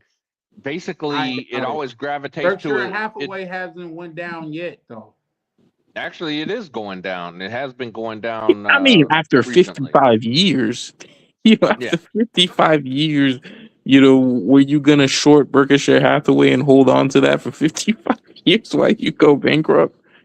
Oh hell no! I'd never short. First of all, I'd never short Berkshire Hathaway. Yeah, I understand, but what I'm saying is like, when you say if it goes up, it must come down. It hasn't come down yet. I mean, the company's still around, and what you're gonna spend your entire natural life waiting for Berkshire Hathaway to go down? Well, Especially in a again, time like this, to where one of their fundamental goals is wait till the market crash and then flood the market. Like one of Warren Buffett, like he said, buy when there's blood in the street, especially if it's yours. Mm-hmm. And he also said sell when there's exuberance. Yeah, and a lot he of people also miss that said part. like when others excited, be scared, and when others scared, be excited. And that's what I'm saying. People are excited about, the semiconductors going up. Nvidia, I believe they're growing at 60%, which is freaking insane. Bro, people be butchering the hell out of his quotes. He's never put a short ever before in his life, from an investment perspective. No. I never He's said never he did. shorted? Never. Oh wow! I never said he did. Yeah, I never said he did. Because the idea of the short is you can only make about 200%. Is once it goes to zero, it just goes to zero. But with a proper investment, you can make potentially asymmetrical far more. Yeah, exactly. It's asymmetrical. Your potential upside is much smaller during a short compared to doing investing into a good company. Well, that's his logic, anyways. Not that you can't make a lot of money shorting. It's just something that he doesn't do. Yeah, based off of his own investment philosophy. Mm-hmm. Yeah, Honestly, absolutely. I never said Warren Buffett shorts or anything like that. I understand, but I'm just saying that. I mean, I think you ought to just put your money into like the S&P index and just forget it, man. These little excursions that you're going on, I mean, it's gonna make you broke. If I'm being honest. I'm not you. No, you can't. Like we've talked about this, me and Charlie, in the back room before. It's just most people just don't have the capacity, and based on what you just told me, I wouldn't really recommend this path for you. There was another guy before who also was telling us about this trading stuff, and I'm like, man, do not mention any names, KB. no names, but it's like if you're gonna be looking at stock charts and then that's what determines your decision for a trade, then I think that's just the wrong thing. If you told me you went and looked at financial statements for Nvidia and you compiled it and then you did some kind of calculation when you look at the assets and the revenues and how long it would take to build the data centers, and you consider this and you consider who the greatest vendors or the people buying from them are, then I'd be like, okay, it seems that you took a calculated risk, but this didn't seem like a calculated risk. I thought it was just a bad idea, Well, it right now, I ain't gonna lie, the charts are looking like it might be a bad idea right now. But answer to your question about the if I have something that's I did build a program that views the financials. Like are you familiar, KB? You might be familiar with the name. Are you familiar with the name Benjamin Graham? Yes. I built a formula, or I built a spreadsheet based on Benjamin Graham's formula, updated, of course.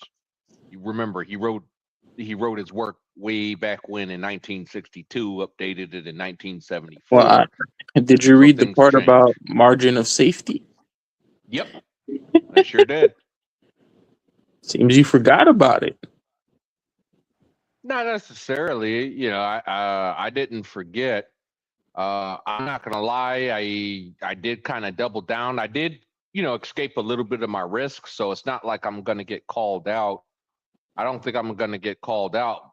The only thing that scares me is if it makes a new high, my trade is dead. You know.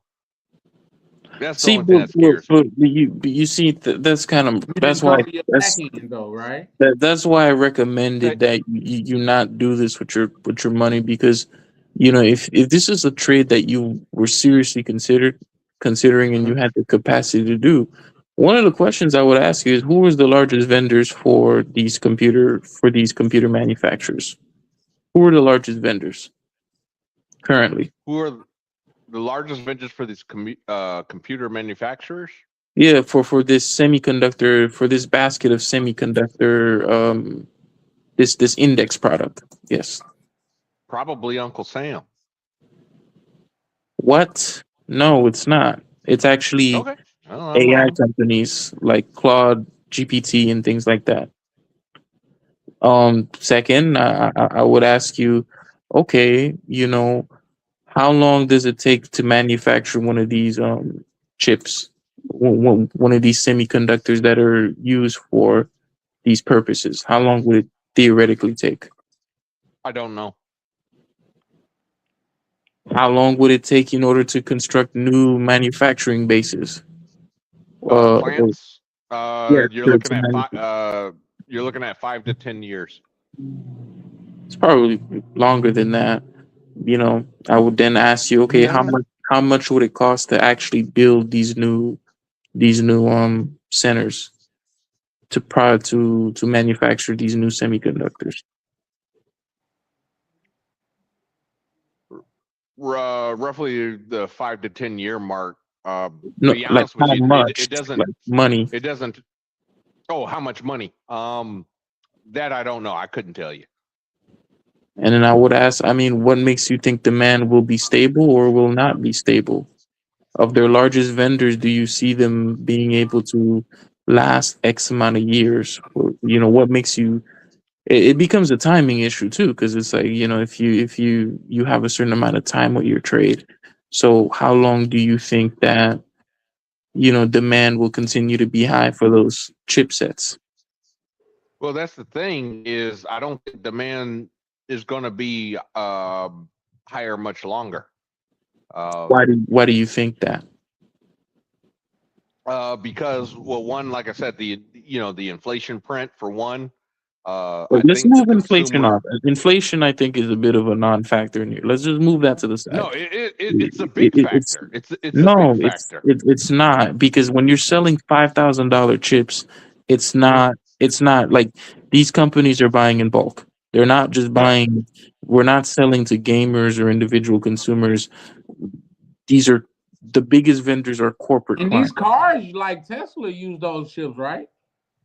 Yeah, they're corporate So they're clients. definitely not buying one at a time. But has anybody been, since you brought up cars, has anybody been to a car dealership? You notice, you know, I don't know if you guys noticed, but around here in Phoenix, the lots are full of cars. They don't even have spaces to put new cars. Right, but NVIDIA, their flagship products that they're selling, the cars don't need you know, though, because if you look at your index, most likely, right? If it's an index of semiconductors, your largest, about a third to 40% of that index is probably going to be the largest companies. Your AMDs, your AMD, NVIDIA, and, you know, those Micron, those top three, right? And if you look at AMD, NVIDIA, they don't typically make these kinds of chipsets for vehicles. It's very low tech for them and low margin for them to do something like that. The things that they really sell at the moment that are making them huge profits is selling video cards, graphics cards, RAM, and whatever else to AI, to AI data centers, and you know, in Amazon and whatnot. So that's the biggest vendor, and if that's the biggest vendor, my argument is: do you think that implicitly, are you saying that AI is a bubble? Because that's what the argument is. Absolutely. Why do you think it's a bubble? It's gone parabolic, similar to the tech bubble back in 2000, 99, 2000. That went parabolic. I mean, you remember Cisco, for example. Cisco was making money. I mean, Cisco's still back around then- and still very profitable. Yes, it is. But here's the thing: is that Cisco had it went down so bad that whoever bought Cisco, say in 1999, didn't get their money back until I want to say 2024, 2025, somewhere in there. You're talking damn near 25 years. Right, but you know, just saying something, for example, is parabolic is not really an argument. I mean, because if you're gonna say, for example, that the AI is overvalued, I mean, well, you can make an investment like this, and you might have to wait 5 years, and you might have to get margin called and wait years and years on end, and basically be in bankruptcy before you actually realize any profit. So it's like, how do you know that now is the time that this bubble's gonna burst if you believe it exists? Let me say something. You're right. Hold on. Let me say something real quick. Daniel, do you understand the company? No, wait. Do you understand the companies that you involve yourself in and their general history? What do you know about Cisco? What do you know about Cisco? What have they done in their history that is outstanding that you believe that made you want to invest in them? I didn't invest in Cisco. What did you invest in them? Oh, you just used them as an example. I used them as an example. Okay, but Cisco themselves, you use them as a bad example, but they're actually a great company. So that's why I have to chime in. So Ron, what he's saying is that he invested into this ETF and he shorted it. No, I got that part. Oh, I got okay. that. But the example he used, I felt like was incorrect. The Cisco was a great company. What do you mean they were parabolic? They went back in. If you look at a chart back in '99, you'll see Cisco went parabolic. I think it went up to, I want to say $200 a share, something like that. And then in March of 2000, when the tech bubble burst, it started this long decline, and it went down. It lost basically almost 90% of its value. And I see what he's saying. It's more like timing. Exactly. Yeah. But here's the thing: the wave was what? It went down, and then where is it at today? I can look it up for you real quick. But it's gone back up, correct? He's saying it took 20 years, like Microsoft. Yeah, some stocks are stocks that you want to hold on to. Why? Because they're reliable and they're quality companies, not pieces of shit companies that are going to fold up because they are riding some kind of tech wave. Cisco Systems themselves, I used to sell their product, okay? Specifically network infrastructure. They were the ones that came out with iPhone. That copyright itself was owned by Cisco, and Apple had to pay them a shit ton to own the fucking rights to just call their cell phones iPhones. Because iPhones initially started off as IP phones, voice over IP. Cisco Systems was the first network that would ride over a backbone and connect all the companies that a company could have internationally, nationally, with only having to dial 4 digits. That was a voice over IP call. Right along with, they're the first ones to do voice over IP and video over IP within their systems. So they were the backbone for basically what you see with video calls, Zoom, and all this other shit. They were riding through fiber optic networks in regular cell phone or actual phone companies with their technology. Okay, so that company was a stable company. They weren't a fly-by-night company, but to use it in the structure of they were parabolic, they were a reliable company. Whether the technology boom caused it to drop a little bit, they weren't going anywhere. They're innovators and they're inventors. They actually own the actual, patents that are out there in this technology that's running 100% fucking gangbusters now. They were at the ground floor of those things. So yeah, sometimes they ride the wave because they're popular because they came out with the brand new technology. That technology is stabilized, and there's other companies probably replicating the same thing they came up with first. But that's a reliable company. So you can't. That's like using Microsoft being the first to do something, and maybe their stock dropped off, and some new innovative company is using their technology plus something new on the market to make themselves look popular. But overall, they're a fly-by-night company. They're not the one that's stable, long-lasting. There are certain companies that are going to balloon up short-term because they're doing something popular in the now. And there are certain companies that have a long-term history of being innovators that are going to stay there for the life of that company until they just fold up. No, I see. Hold on, Ron. I think you're misunderstanding a little bit. So what he's trying to say, at least I think what he's trying to say, is that yes, that may be true for the future, and that something like Microsoft, highly stable company, they made great products, right?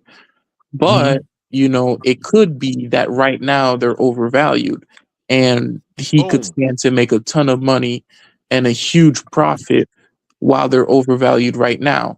If they rise in value in 24 years, fine. But for right now, I can make a substantial sum of money in a very short period of time. Am I understanding that correctly? That's what you're thinking? Yes. You My hit the question nail is, how right that's on the working head. out for you? Well, I mean, it worked out in the beginning. Right now, I ain't going. We'll have to see in the.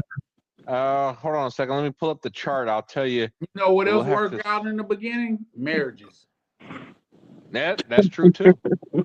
Just saying. I ain't gonna lie. That 5-minute chart look. Oof. Well, I don't like the 5 minute. At the end, you had a 15-minute chart. And, What I'm saying, the reason I said that is, is this real quick before the speak. Any conversation that we have on here in relation to finances and things is not financial advice. This is just purely entertainment. We are not recommending that you do anything or don't do anything. This is just purely entertainment over here. So please do not take it as anybody or is trying to tell you to invest in one thing or the other. Yeah. And the only reason I say that is, when you're doing trades, are you actually researching the companies you are trading? Yes. And knowing their long-term and short-term history. Not that they're just up, but you actually know the company, what they actually do. Yes, absolutely. I mean, I built an intrinsic value calculator, for God's sakes. But since you had asked about Cisco, I just want to show you. I'm going to turn my cam back on. If you could put me back on the big screen here. You see this right here? Hold on one second. I'm in a different window. Hold on. Mm-hmm. I got it. All right. So this crosshair right here, where my crosshairs are, this is the tech bubble back in February of 2000. Okay. So notice it went up 139. Looks like the top of this candle, the wick, went up to 147. Look what happens right after. October 2013. We're down to 69. Look like a bubble popped. Exactly. And this was back in, like I said, this is the tech bubble. So this was Cisco. The leaders of innovation at its time. Went down all the way down to $14. $14.85. Let's call it $14.85. It went all the way down to $14.85. And it just stayed down there for like a decade. Where's it at now? Let's see where it's at right now. Right now, it's back at $118.69. Okay. Do you know what that line represents to me? Not What's only that? the downturn of the tech bubble, but technology trying to catch up to itself. I told you they were way ahead of their time. Mhm. Now the technology is up to speed. The fiber optic networks are in play. People are using voice over IP more so than ever. You get what I'm saying? So now the technology is caught up to the times where people are utilizing it more. Before, you actually had to have a lot of money to do some of these things and to use some of that technology. Mm-hmm. No, so people saw it and they didn't want to hold on to it, so they sold it. The smart ones would have been the ones that jumped in on the bottom after it dropped out and brought and held it. Yeah. Well, here's what I'm saying Darnell, is- I mean, Darnell is basically saying he's gonna be that guy who's clairvoyant enough, I guess, to be the one who to see the bottom and then invest in just the right time to take advantage of that and make a My turn. rebuttal to that is you can't catch a falling knife, bro. Well, Oh again, yeah, I'm not we all catching. know that, but I mean, it Well, seems I'm that's what doing he's the. trying to do. No. I'm not trying to catch a falling knife. I'm doing the exact opposite, which is equally as stupid. But I'm stepping in front of a runaway freight train, trying to stop Well, a no, runaway freight you're train. trying to time the downfall because Correct. you're shorting it because you're trying to make Correct. money. So yes, you are but trying to do catching. that. But no, that is what I'm doing because catching a falling knife is trying to find the bottom. Isn't that what Remember, you're doing? Isn't that what you're doing by trying to short it though? Well, no, he's trying to I'm find the stepping in top front so of a that he freight can train. find. He's trying to find a moment where it's too overvalued and it's gonna crash, and then he's when it crashes, because he's holding on to a short, he stands to make a substantial profit from that. Correct. So it's the exact opposite of catching a falling knife. But the thing Basically- is that if it goes up, he actually ends up having to eat that loss, and his potential losses are actually infinite.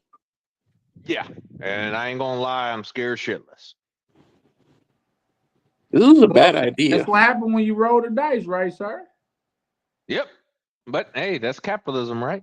No, it's not. It's here's the thing gambling. I will say is, It absolutely is gambling. when it comes to that, you knew the risk that you was taking when you took that risk, right? No, I don't think he really understood the risk. I don't He think. had to understand the risk, KB. Yeah. Nah, I mean, you'll be surprised. I don't think he understood the full ramifications. It's either that or he was really stupid. I'd like to think he just didn't fully understand. Well, he said it was stupid. He said I did something equally as stupid. He literally said that. Well, then why don't you just sell it right now and just reverse a dumb decision? Because he's in his feelings. That's right. why. If we make a new high, I'll sell. I do have an exit, a loss exit. Not that I'm going to be happy about it, but if it's going the wrong way, I do have an exit plan.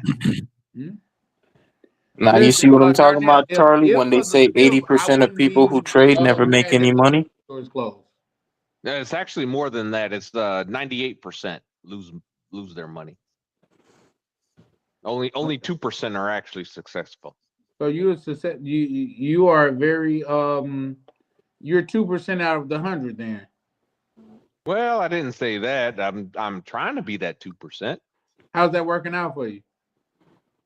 Well, I mean, we'll know in about a week or two. Shout I out also to you, bro. want I you to wish you know luck. as well that if, for example, the price were to spike, just understand that you may not actually, whoever it is on the other side of those trades, you may not actually be able to sell that particular short at No, I'll be able to the sell strike it. I'm price not that worried you're. about that. No, I'm just no, concerned I'm not no, gonna. you're not listening. No, it depends. Because if, for example, the price were to rise sharply by, say, 50%, you may not actually find somebody on the other side of the trade to actually hold that for you. So I just wanted to let you know that. Because something similar happened during GameStop where,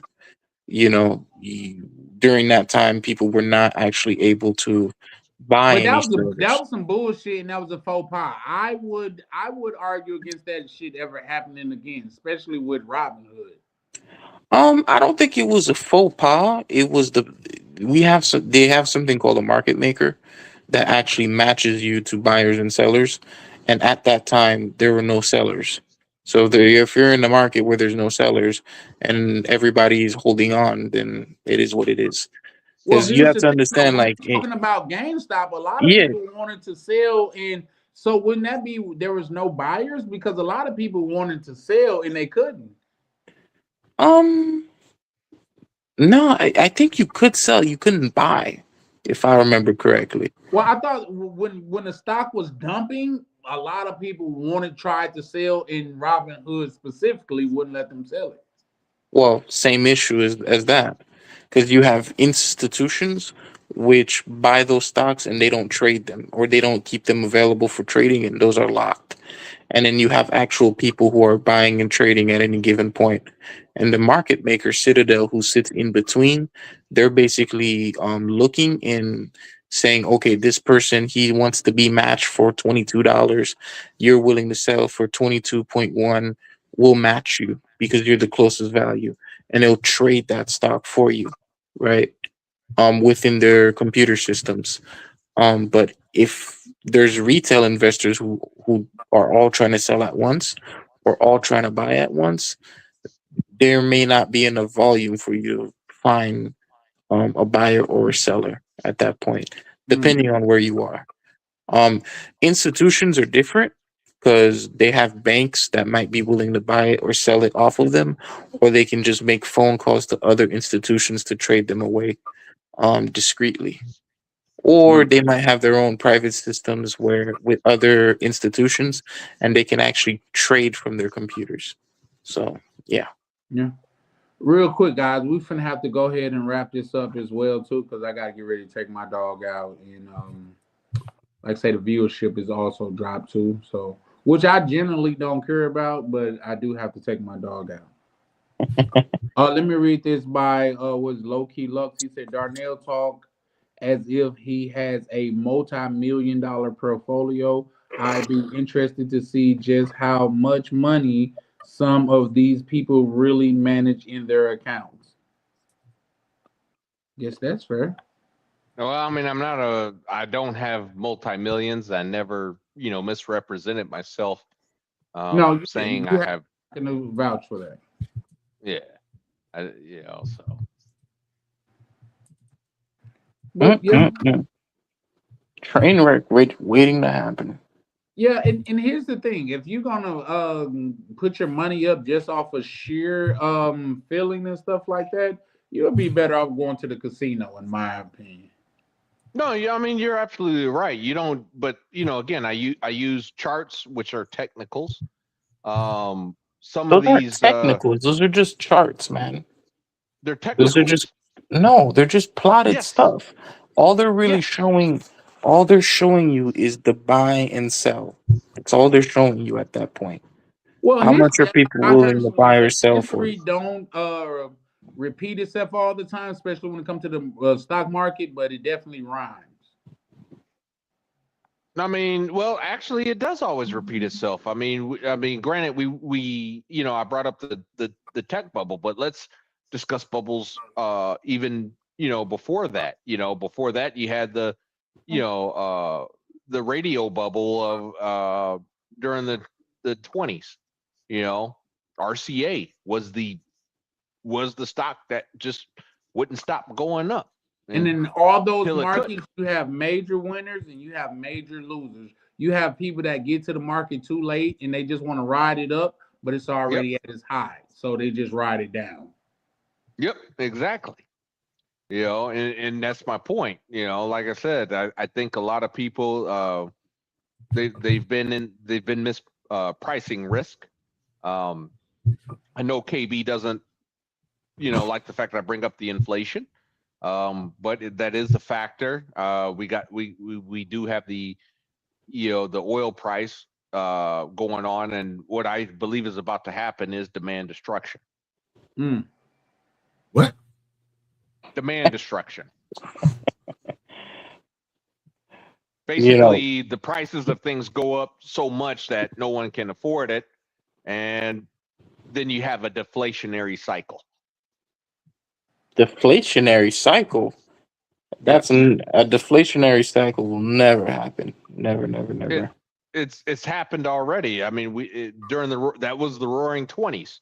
You had demand going up, inflation kept going up. If you look at inflation during the Roaring '20s, no, because going up until 1929, and then you had the demand destruction implication in 1930. No, because the implication of what you're saying essentially would mean there would be no reason to actually buy treasury bonds, because the value of just holding the money would be worth more than actually loaning any money out.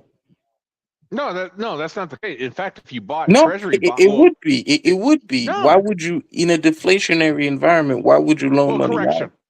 Correction. Not treasury bonds, treasury bills, T-bills. T-bills are short term. Bonds, you're correct. You don't want to buy long dated debt.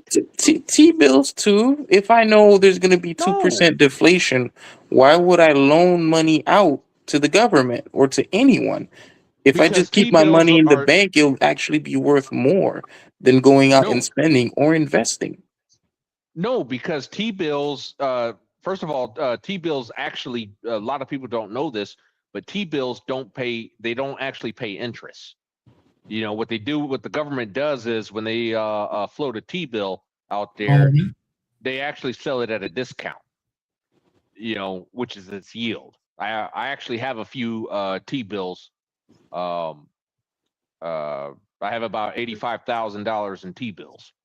I understand, but you just said it yourself. If they sell something at a discount, bonds are usually sold in $1,000 denomination. So if they're selling it for you for $997, but the face value is $1,000, they're selling it to you at a discount.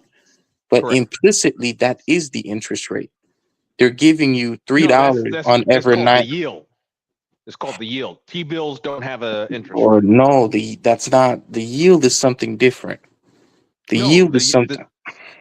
Okay, Remember, guys, real quick, we're gonna have to say this is a back office conversation because I think a lot of people, you guys are going really in the weeds in that, and I don't think a lot of people is either interested or keeping up with it. So if you guys want to continue this conversation in the back office, I don't mind linking with Ronan to get Darnell number, and as well as getting KB permission to pass his number. I don't mind that, but we're gonna have to go ahead and because we're coming up on 2 hours now. I mean 5 hours.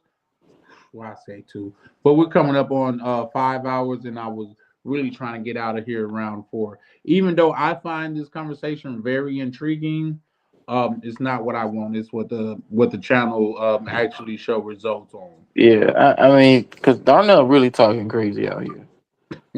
I think he's speaking from a point from his point of view and things of that nature, and that's just what it is. But either or, we're gonna have to go ahead and close out here. KB and Darnell, if you guys want to continue this in the back office, I could leave it up so you guys could chop it up a little bit if you wanted to. But I got time, KB, if you got time. I'm sorry, what? No, I apologize for interrupting. I was saying, yeah, I got time if KB does. I mean, I don't know, man. Like you don't sound like you really want to listen, to be honest with you. You know, you got your idea of what you think. And I mean, I'm telling you right now, what you're thinking is not really reflecting of what reality is. I mean, when you say something like deflation, you're talking something that could be devastating to the U.S. economy. Devastating to the I'm not saying he's right or wrong, but KB is an accountant, so I guess you could take that into account. But either or, like say, it just is what it is. Well, I mean, think about this like this, Charlie, right? When you make an investment, let's say you make an investment, someone comes up to you and say, hey, Charlie, I got this nice little investment going. I'm going to buy these, cell phones, and I'm going to sell them, and we can make, 10 cents on the dollar, right? So this cell phone, I could sell it for $1,100 and I buy it for $1,000, right? But, or he says, oh, the margins are even slimmer than that, but we're going to do big business. I'm going to buy 1 billion cell phones and we're going to make $200 million. Not 200. We're going to make $20 million after buying these billion, taking out this loan, buying 1 billion cell phones. By that logic, if deflation is at 2%, you can't actually get money to do that business deal. Because the thing is that, at that point, the value of the money would go up by 2%. So that would mean I can buy more stuff with zero risk. Because you may not be able to sell $1 billion of cell phones, but I can still get my 2% profit or value increase in exchange for literally nothing, and just not loaning you the money and not sending that money out to work. And now imagine that happening in the entire economy. I mean, a small business wouldn't be able to function at that point unless the margins are absolutely insane, and the government wouldn't actually be able to, pay for stuff because they can't take out loans. So devastating. That's what I mean. No, and it sounds logical. Like I said, once again, if you guys wanted to create this and continue this conversation in the back office, I could leave the what's name up so you guys can converse. But I'm gonna go ahead and end it here. Ronan, you got anything you want to say before we close out, brother? Hold on. I'm working on so many things, bro. Tomorrow I have a live with Andre Love Crossing Borders. If you guys want to join that tomorrow morning, it's morning my time, evening you guys' time in America. And then Saturday I have a debate with Fearless about the current state of Iran and whether they are doing things on the up and up when it comes to conducting war. So back-to-back shows for tomorrow night and Saturday. So that's what I got going on right now. That's why I'm in the background actually designing the thumbnails, doing videos, and the spin on the Saturday night one is war games with the Whopper. Would you like to play a game? Oh yeah. The only way to win is not to play. So I'm actually making a video with that voice sound talking about playing the game of global thermonuclear war. But instead of it being Russia versus United States, it's now Iran. So shout out to you. In progress. On the argument. Y'all heard that? If you guys interested, definitely pull up on Ronan's live. Support, bro. That's what we're about over here. Support. Charlie, that's a rant right there. Part of the reason why it's so difficult for people to find jobs nowadays is because of all the fucked up things that are going on with the government right now. So I'm betting that's going to be an interesting argument. Debate. So shout out to you guys. KB, you want to say anything before you get up out of here, bro?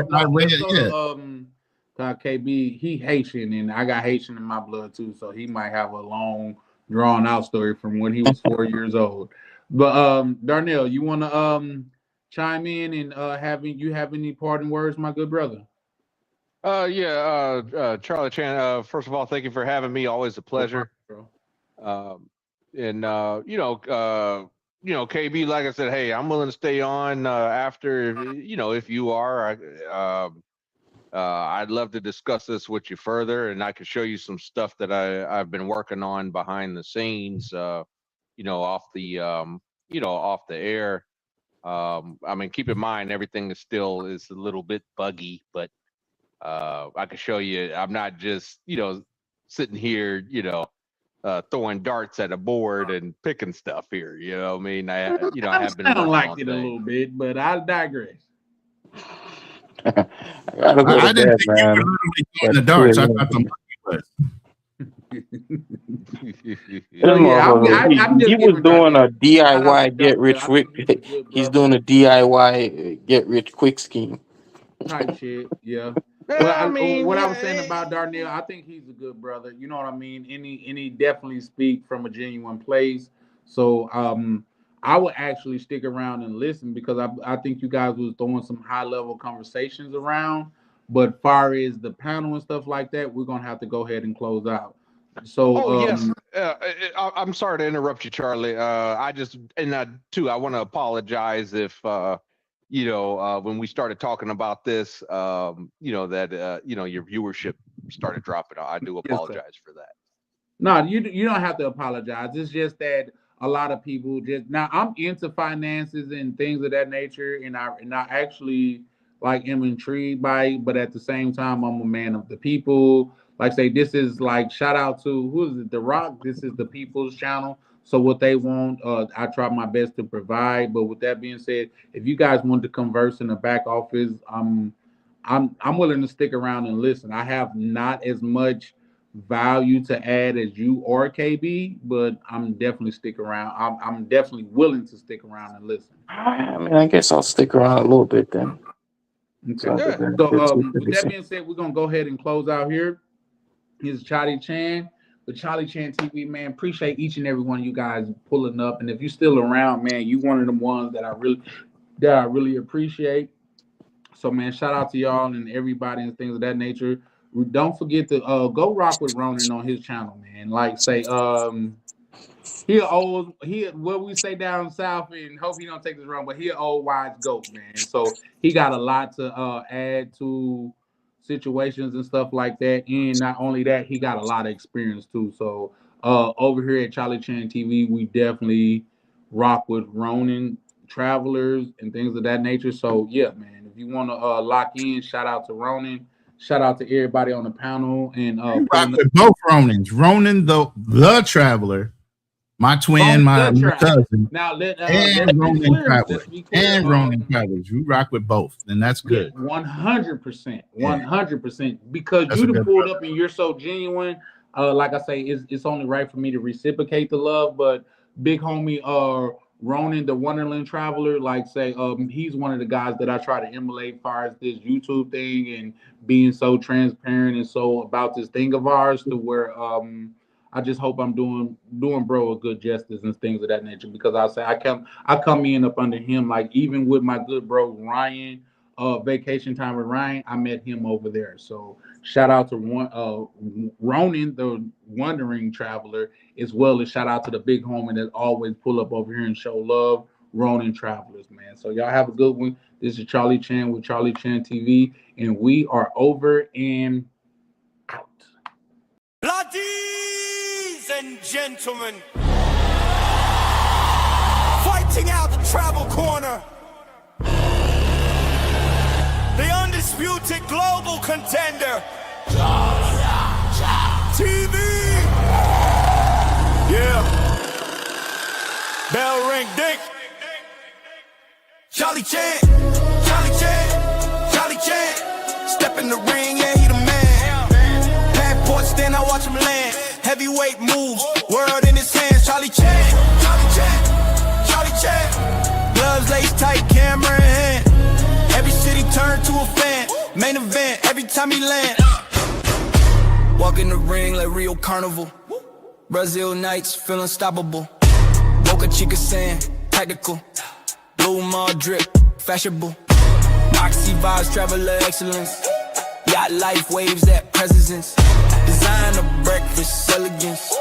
Camera steady, intelligence. Mr. Flight still made it, turn setbacks into greatness. Every L built patience, now the arena shaking. He don't throw punches, he throw punches. Left hook angles, confidence. Right hook at his dominance. Heavyweight grind, no nonsense. Charlie Chan, Charlie Chan, Charlie Chan, Charlie Chan.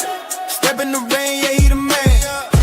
Passport stand, I watch him land. Heavyweight moves, world in his hand. Charlie Chan, Charlie Chan, Charlie Chan. Gloves laced tight, camera in hand.